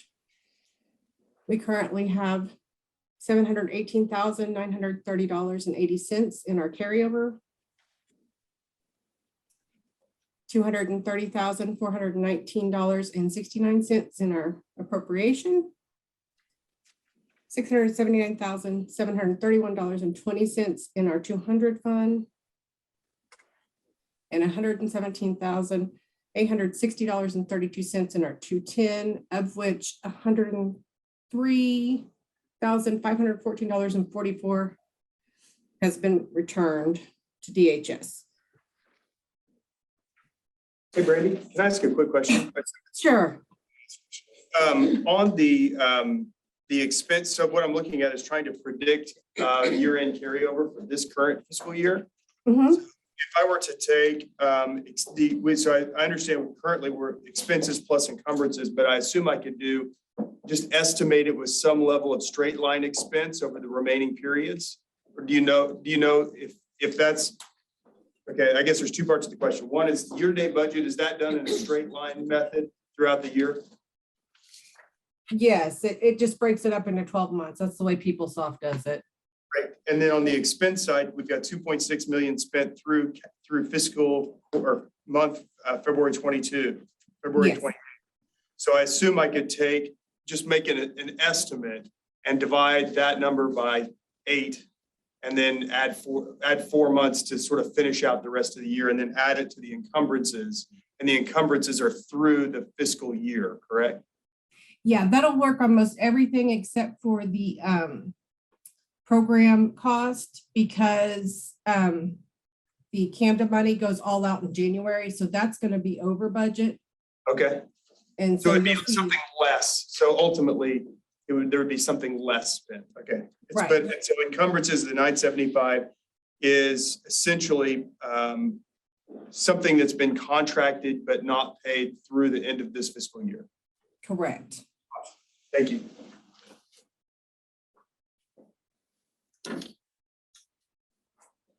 If we go to page 5, which is our Summary of receipts and disbursements.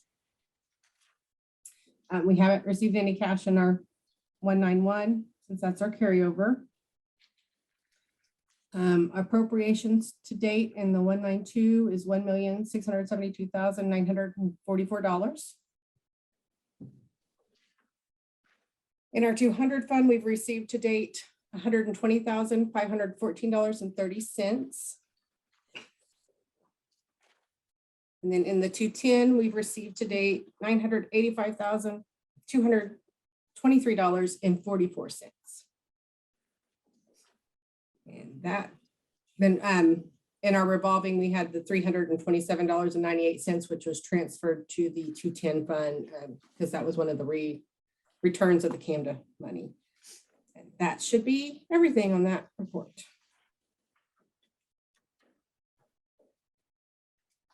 Are there any questions?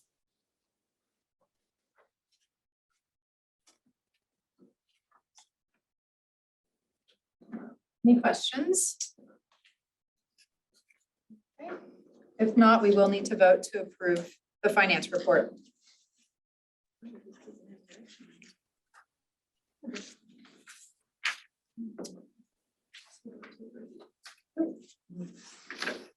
So moved. Thank you, Dr. Holt. Is there a second? Second. Secretary Brown, Yes. Commissioner Reed, Yes. Commissioner Harrington, Yes. District Attorney Hicks, Yes. Director Holt. Yes. Commissioner Kurth, Yes. Commissioner Laird, Yes. Commissioner Myers, Yes. Commissioner Schneider, Yes. Judge Warren, Yes. and Commissioner Wilson. Yes. Motion passes. Thank you. Assistant Director Mark James to present the OCCY expenditures for state fiscal year 22. Good morning. I'm going to share my screen. So the report that Ms. Baines went over for us, I just want to go share a little bit more information. Give you a different picture.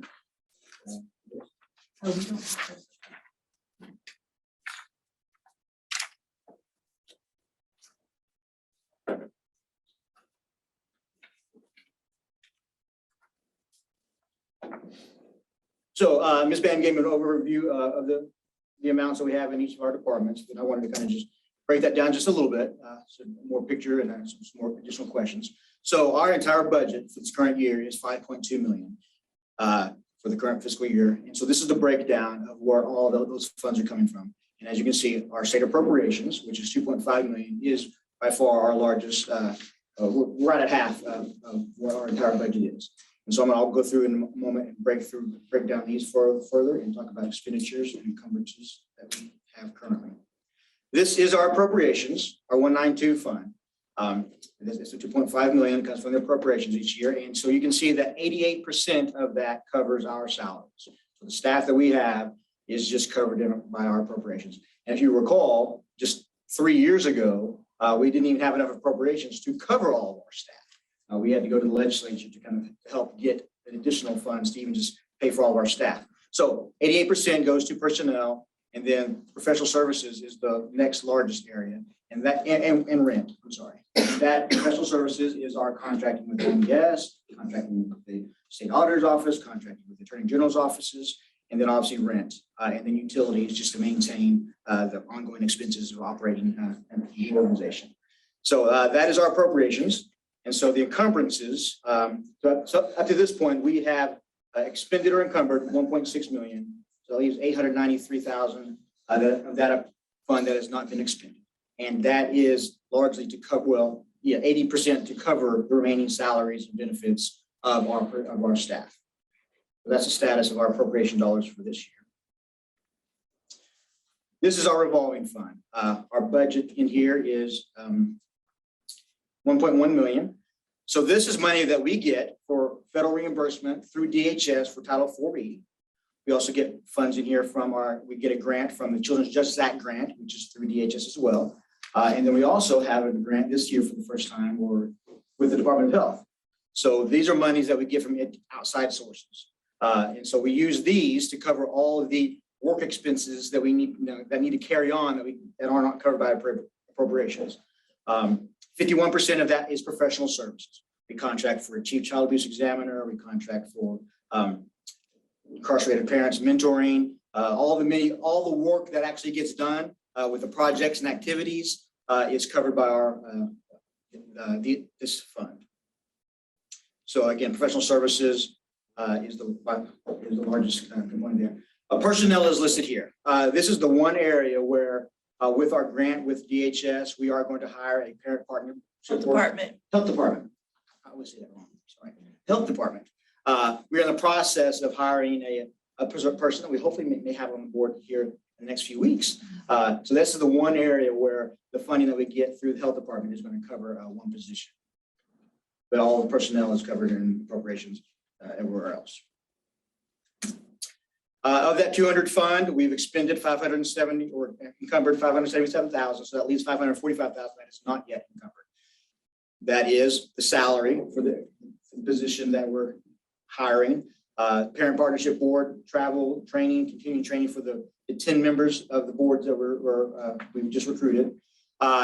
These are just some of the examples of how we're going to spend that money. Contracts for OJSO. We've not recently years gone into the School for the Deaf, the School of Hearing. Well, we have to contract for interpreters, which is quite pricey. So we're contracted for that. CJA, the MDTs who do the ongoing training, the trainings that they have not completed for this rest of this year, those amounts are still there. So Mr. Woodfield and his team are still working on those trainings. Child Health Review Board, we're planning to have an intern work with Ms. Rhodes and her team beginning later this year. So that contract will be where those amounts will be included from there. And then just ongoing training and conferences for our training for our staff and personnel. 191 is our carryover money. This is 733,000 is what we had carryover from fiscal year 21. And as you recall, we had a lot of conversations about this over the past many years, or a couple of years. This is where this database that we've been working with OUE team to create has come from. We spent several years kind of build up the amount that we can to get to get a database. And so we finally are able to make it happen. Contract actually got assigned in January of this year. So we're expecting, so 500,000 of that is going for the OUE team to that database, which they will have initiated and we will have on the ground floor running soon. And then of the carryover funds, so that leaves 216,000 that is not encumbered at this point.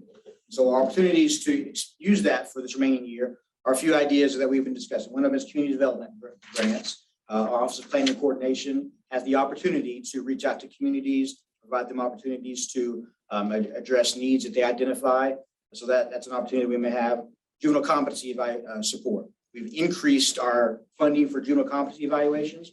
We're actually on a pace to exceed the number of competency evaluations that we pay for each year. And as you're aware of those, the courts order those competency evaluations. And currently, as long as we have the funding, since this has been going on, we've been paying for those. So the families themselves do not have to pay for those.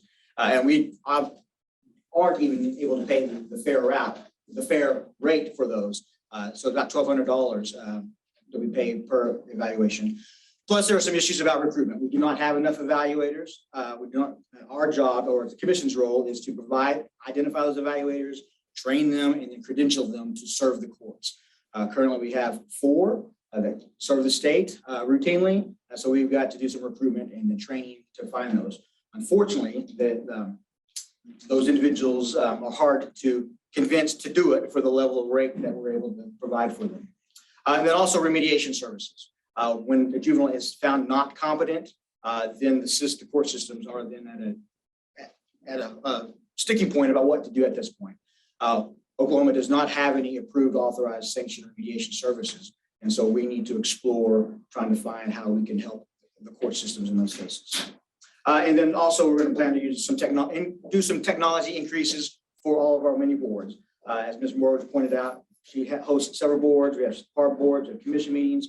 And we're ready to go along with many of your other agencies who are not doing the paper and pen packets and agendas. So we're going to get some devices so that we can have these many meetings happen digitally.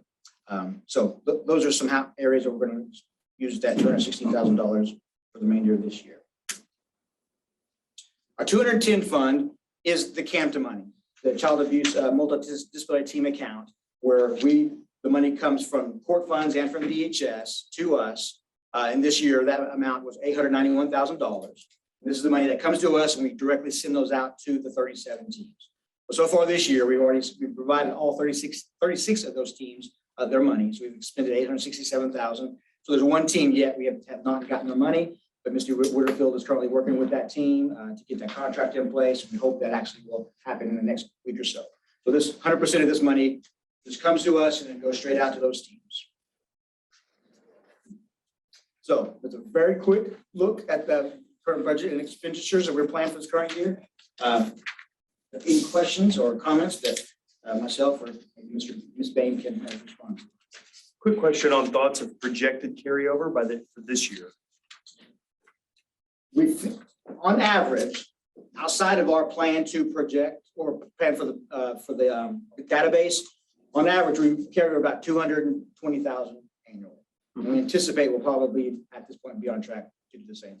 So I saw 780, 750, call it, from this past year. Yes. 500 of that goes to OU for the development of the technology. So you have 250, and then that means you're roughly outside of, I guess, so that means you would be roughly flat budget, meaning you're going to spend what you brought in this year. If you're going to maintain a 250 from the prior year, or is that 250 you just mentioned in addition to prior year remaining carryover? Not completely following your question, but I do believe, so we intentionally let our carryover increase for the past few years for this database. Yep. And so that's why the majority of why it's so high the past couple of years. And where is that, the database and the expenses? It is going to be in Department 88. Or which report are you looking at? The budget to actual operating budget comparison summary. Ms. Bain, are you able to quickly pinpoint that? I don't have that report right in front of me. Yeah, it's lumped in under professional services. Special services, okay. Okay. I think I understand. I actually think it feels like, at first I thought maybe we were adding to carryover, but I actually think we're carrying into carryover, which is great. Yeah, there has not been any revenue added to the carryover And fund. we're utilizing carryover as a revenue line item. So that's 733,000. And it looks to me like if you never mind the revenue source, we're going to be underspend by $400,000 or $500,000 this year. But that's in the carryover. So we're actually tearing into it, is what it feels like, which is great. That's the right. Yes, we've been focused on trying to spend that carryover money. So 500, that is one time. So you're going to, so next year, if we spend in the same and have the same revenue, will increase carryover, I would think. Because we've got a $500,000, no, it'd be about flat. No, yeah, it should remain. So just so you know, OU hasn't billed yet. And so they also need an extension because this got signed so late. They won't finish by June 30th. So we have asked that they bill for every month up until June 30th. That'll be about $300,000 spent. So we'll have to carry forward 200,000 so we can still pay them. When I was at the Capitol during budget hearings, I think I said it in both meetings, we want to carry over around 200,000 plus every year at 10% because we're so small. If something happens, we need that as backup. We have no flexibility. 88% of what we get is just flat out salary. So we really need that. And they said that was fine. We got no pushback from that. But in my practice over the years, I was always coached to have 10% reserve, just like your little savings account. So that's what we intend on always doing unless you have a different direction, and the Capitol has approved it. It seems reasonable to me. I think so This too. level of carryover now understanding it seems reasonable. Yeah. If I understand it. I think you do. Right.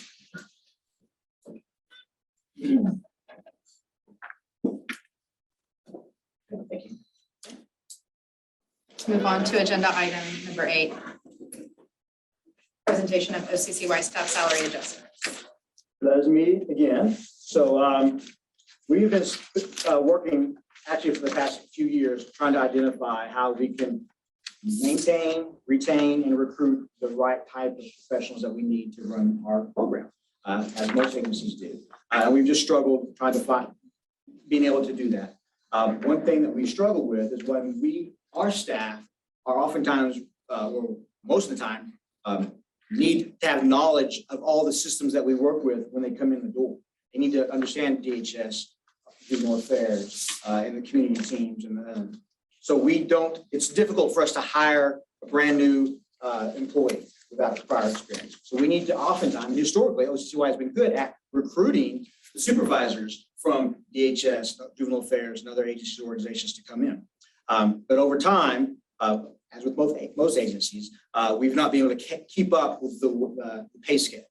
So the past several months, we've been working with OMES HR to do an evaluation of our job classes and compare them to other agencies, and then also do a market comparison to the public sector. Now, clearly, like every other state agency, we're well under the public sector amounts, but we've been working and we have a plan, and that's what we want to present to you. I'm not sharing that. A plan to make some adjustments to our salaries to get them closer to what we feel is appropriate for the staff that we have.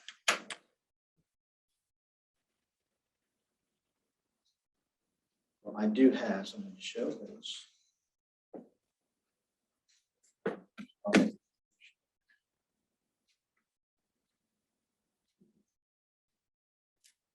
Does Jimmy have it? Of course, I just closed it, sorry. Tell me the file you need. Yeah, I don't believe you actually have it. Okay. A Glad to quick be helpful. procedural question. Is this something that's necessary for this commission meeting? We thought it was just a good FYI. Okay, so it's an FYI. It's an Sure. FYI. We're not Our presenting this for understanding is approval that or- we don't have to have Yeah. any. I wouldn't think so, as long as it's in your budget. Yeah. Right, okay. Okay, well, I'm sorry, I closed the amount, so I'll just kind of, so the plan is we have a proposal to increase salaries for all agency staff, excluding the executive director, ideally beginning April 1st. So our plan to make that happen is we have a couple of positions that we are no longer going to fulfill. One of those is being an evaluator position, and we've had a part-time child abuse CDRB staff that we had utilized before we got 2 FTEs. So we're going to no longer fill those positions and then return those pins, so we won't fill them. So that will give us a savings of $150,000, just reducing that out of our current payroll. We have $42,000 that from appropriations that are not in payroll that we're going to readjust and place into payroll. So ultimately, we're increasing our current payroll salary by $42,000 by reducing, not filling positions that we currently don't have filled, and then moving some other appropriation dollars amount. So we are making this happen, and we can fulfill it this current fiscal year, and it'll be sustainable for beginning fiscal year 23 as well.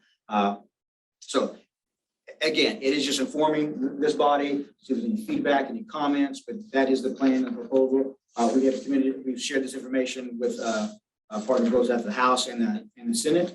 And so at this point, that is currently our plan. We feel like it's necessary to compensate our staff as much as it is with all of your agencies and your staffs and yourselves. But we feel it's long overdue for folks.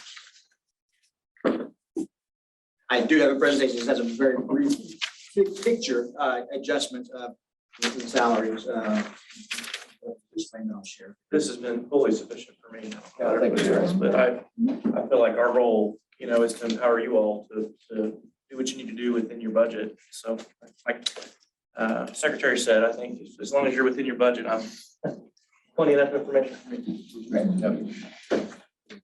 Thank you, Assistant Director James.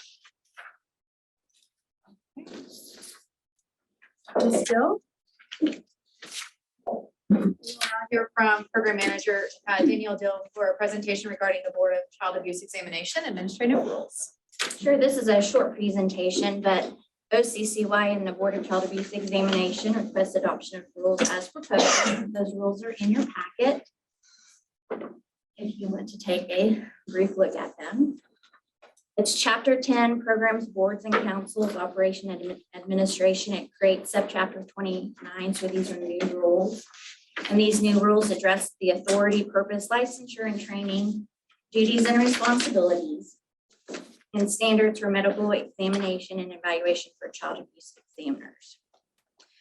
No written notification was received of disapproval from the governor or cabinet secretary within the 30 days when the proposed rules were submitted on January 7th as part of the NRI. And no public comment was received during the 30-day comment period of February 1st to March 3rd. And no public comment was received during the public hearing on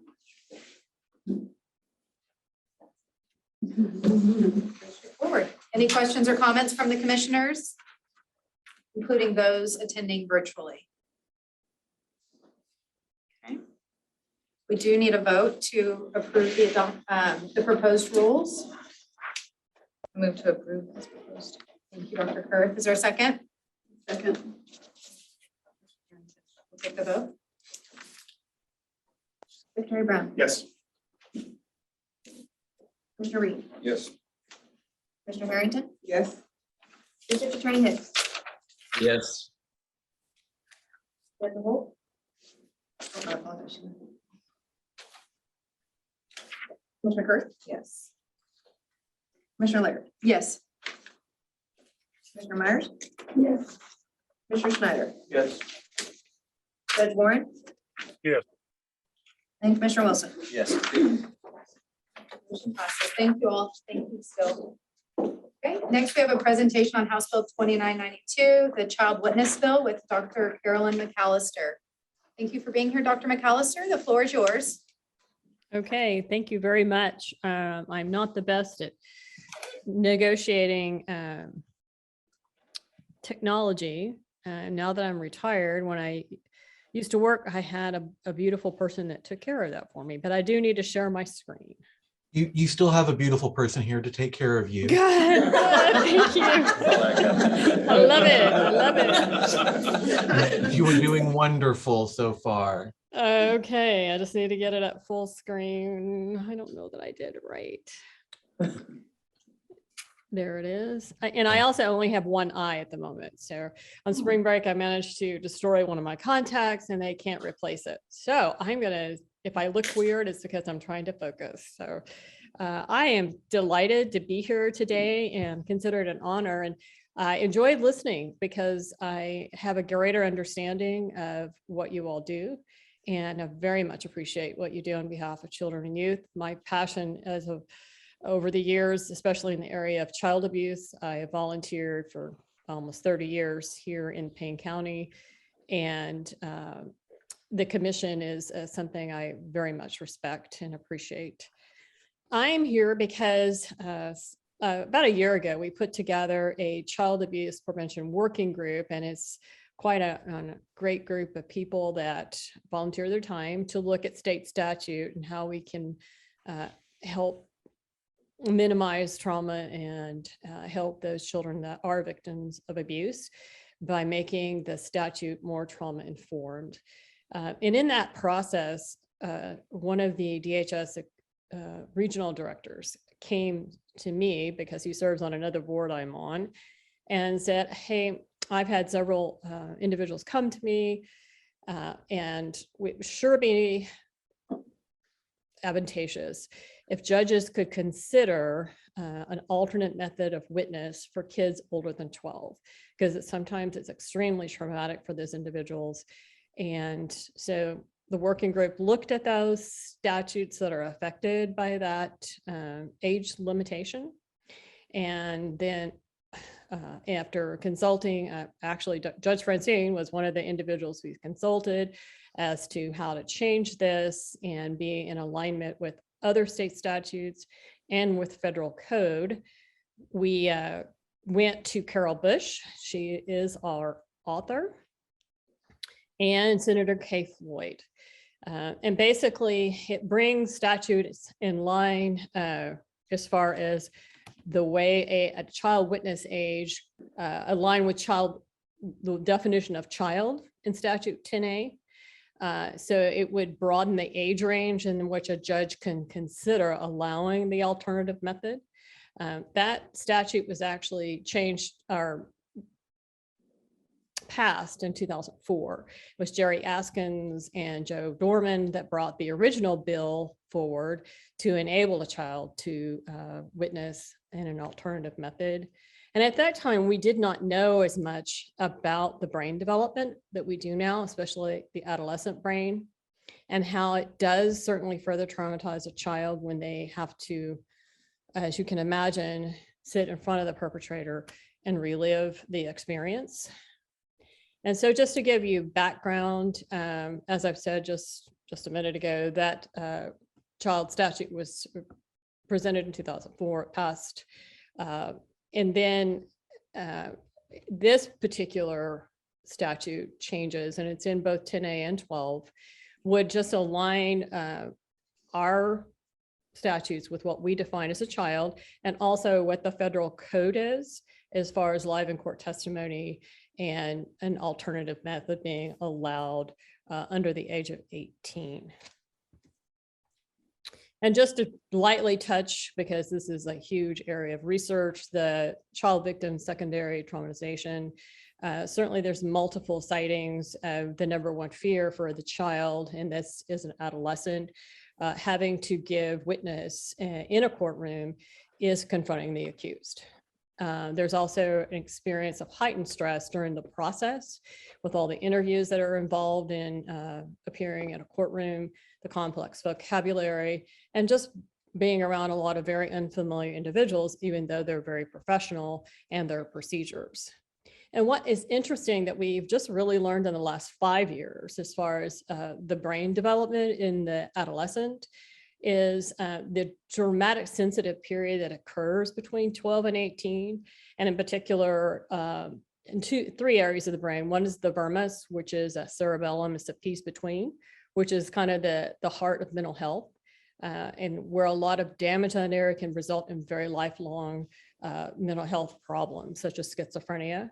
Then you've got your amygdala and hippocampus, which is that blue area, which is where the fight or flight mechanism takes place, and where a child who has been traumatized tends to lapse into that area of their brain to take control. And then the last piece, which is really pruned and developed during adolescence, which is that cerebral cortex. And there's an area between the two sides of that hemisphere called the corpus callosum, which is extremely important in communication. And we now know, an incidence of trauma, a child will often drop back in that amygdala, and what they're saying in the courtroom may not even be organized because they've been triggered by seeing that individual. And so that is why the American Academy of Pediatrics came out with a policy statement saying that shielding procedures or alternative methods should be considered because they're less stressful for a child, and that they define it up to age 18 in their court appearances, and that providing those shielding testimonies is actually more accurate and more detailed in information. And so they strongly advocate that state courts do whatever necessary to prevent the psychological harm to the child victim and witness. Currently, the status of House Bill 2992 is it did pass in the Judiciary Committee, and it passed in the House chamber on the 21st of February. It's engrossed and sent to the Senate on the 22nd. Two more representatives come on board as co-authors, and I contacted Kay Floyd's office yesterday as she is the Senate author, and it has yet to be assigned to committee, but I suspect it would be in Judiciary Committee. These are our coalition partners that have come on board to support this House Bill 2992. And I'm here today to answer any questions and would appreciate the support of OCCY as we move this bill through the Senate.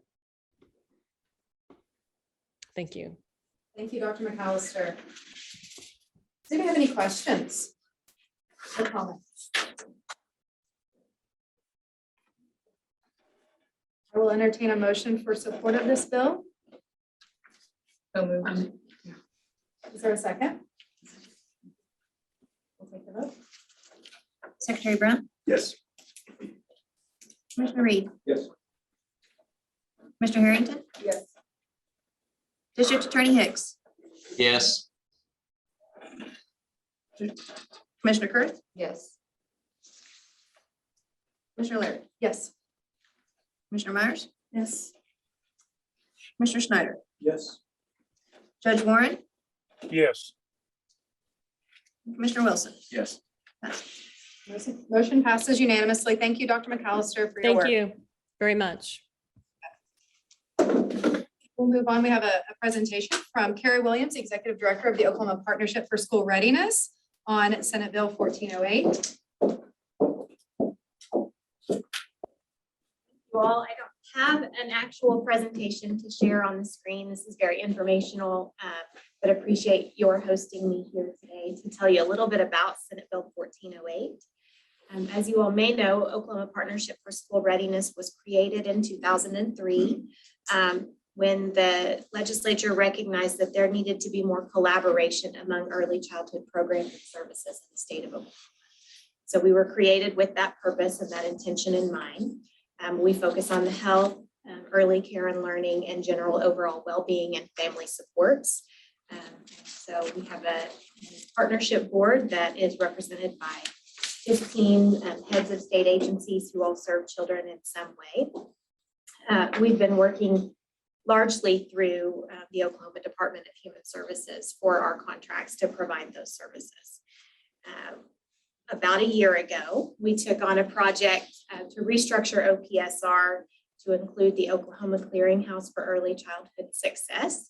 It was originally created by Secretary Brown and his team at DHS with broad support from community members across the state who are experts in their fields related to research, early childhood programming, and then there is a public-private partnership component of that clearinghouse as well. The goal of that is to build an evolving definition of quality when it comes to early childhood programs and services, and then to incentivize innovation. Our job is to evaluate programs that can have a lasting impact on children in the state of Oklahoma and help elevate them to expand them statewide when necessary. And then along with that restructuring, we've also been in conversation with the Oklahoma Childcare Resource and Referral Association, which is a statewide network of childcare resource and referral, also that contracts with the Oklahoma Department of Human Services to provide resources for families, access to quality licensed childcare options, and then a lot of training and mentoring for childcare providers in the state of Oklahoma. When OPSR was originally created, it was a community level program. We have 24 partner agencies in the state who provided those services under one umbrella.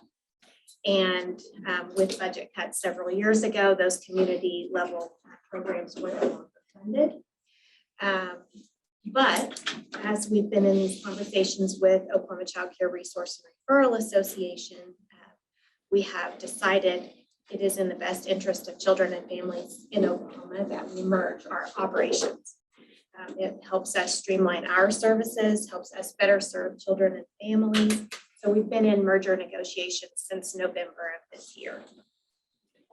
We approached Department of Human Services and asked if they would be supportive of that merger, and they were, and rightly, being forward thinking, suggested that we might need to amend our statute to reflect the work that we're currently doing at OPSR. And that's what Senate Bill 1408 does. It includes our work for the clearinghouse in our statute, so it'd be a mandated responsibility of OPSR moving forward. And then also mandates that we serve as the Child Care Resource and Referral Network for the state. That bill has passed the Senate, passed on the 22nd by a vote of 39-6, and it has moved on to the House. We've not seen any opposition to the bill, and we feel good about the direction and the path moving forward. But we wanted, as the clearinghouse does serve to support your parent partnership board at OCCY, felt it'd be good practice to let you know that we are taking steps to memorialize that work moving forward. So that's what I have. And I'm happy to answer any questions you have. Thank you so much. Does anybody have any comments or questions regarding this agenda item?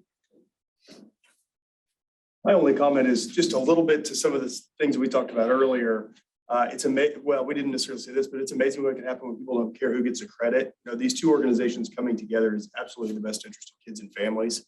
And both leadership teams sat down with authentic relationship in mind and absolutely committed to serving kids. And it was awesome to see them come together. We were really thankful that we were asked to be supportive, and we're very much supportive. And Director Williams has done a great job at OPSR, and we're excited about the future with these two organizations together. Awesome. Thank you, Director Williams. Appreciate it. Am I correct? Are we on agenda item 13? We are, and it'll be virtual. Okay. Agenda item 13, OCCY Parent Partnership Board report. Good morning, guys. Thank you so much for the opportunity to be here and speak with you all. Give me just a moment to share my screen. Ms. Adams, you also have a beautiful person here to help you. Just spreading the love. Oh, great, you have it. I appreciate that. All right, let's see if my computer will cooperate today. There we go. All right, guys, I would love to introduce you guys to our Parent Partnership Board. I am very thankful to be a part of this. As you can see, we have some amazing parent partners with us. I'd like to just let you guys know that we actually had our orientation in November of 2021 and actually started meeting in January of 2022. We have done numerous things.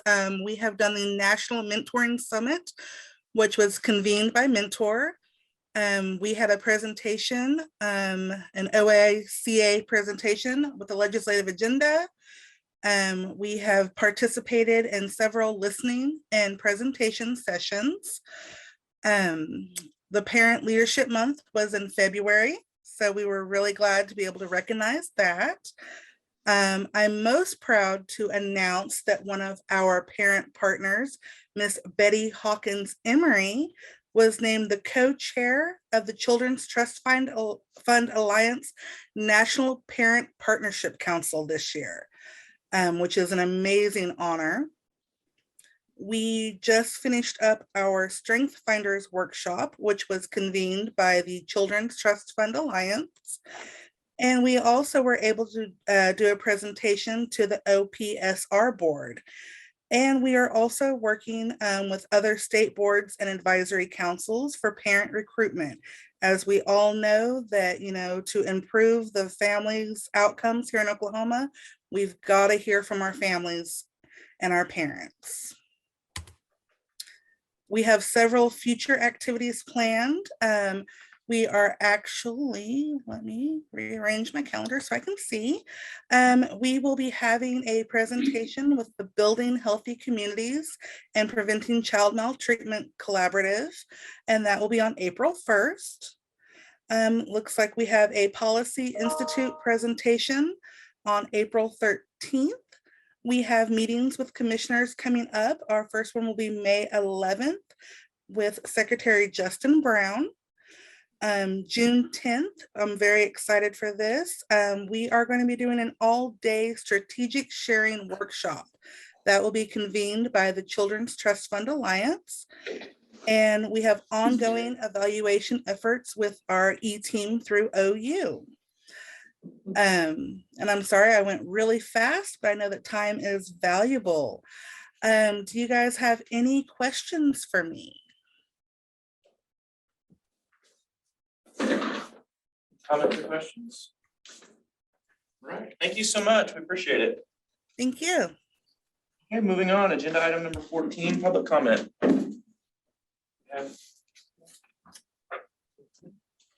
Joe, I'll recognize you.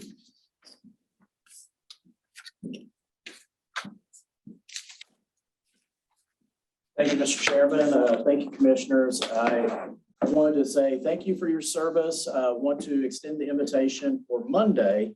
We are having a chili cook-off at the Capitol tied in with our Advocacy Day.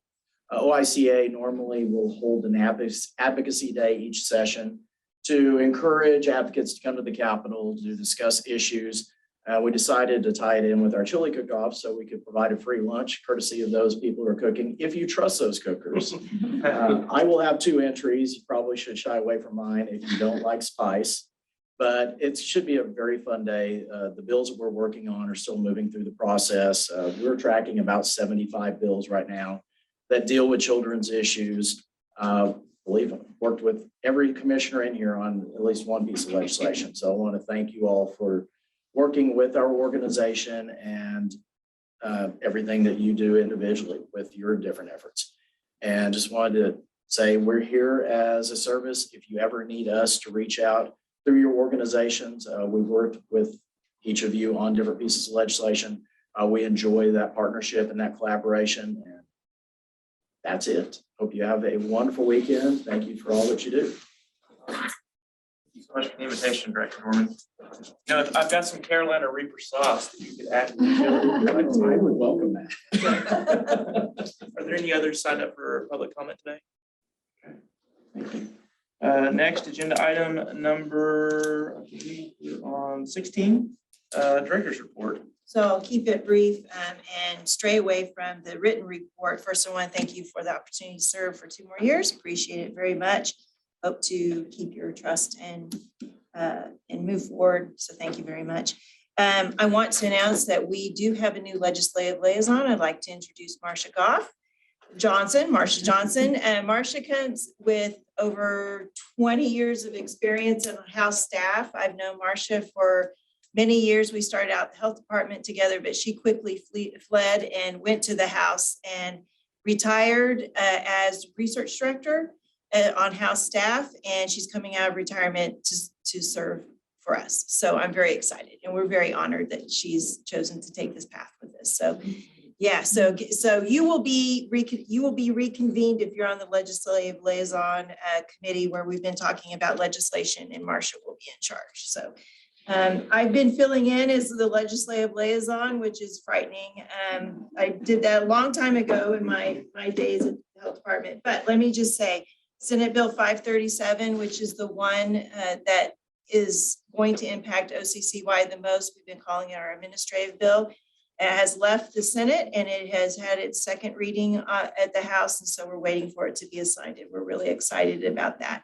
We don't anticipate there to be any problems. Nicole Miller is carrying it for us on the House side. So I think all is going well there.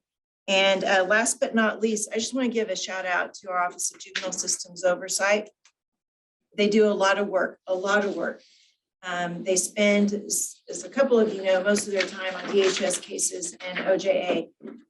This year though, and in fact, the past 6 months, we've dealt with very unique situations, and we've been working and coordinating with the OSBI, the FBI, State Auditor's Office, and the Ethics Commission. So I just want to tell you, we are having to learn a lot of areas that are not traditional for us.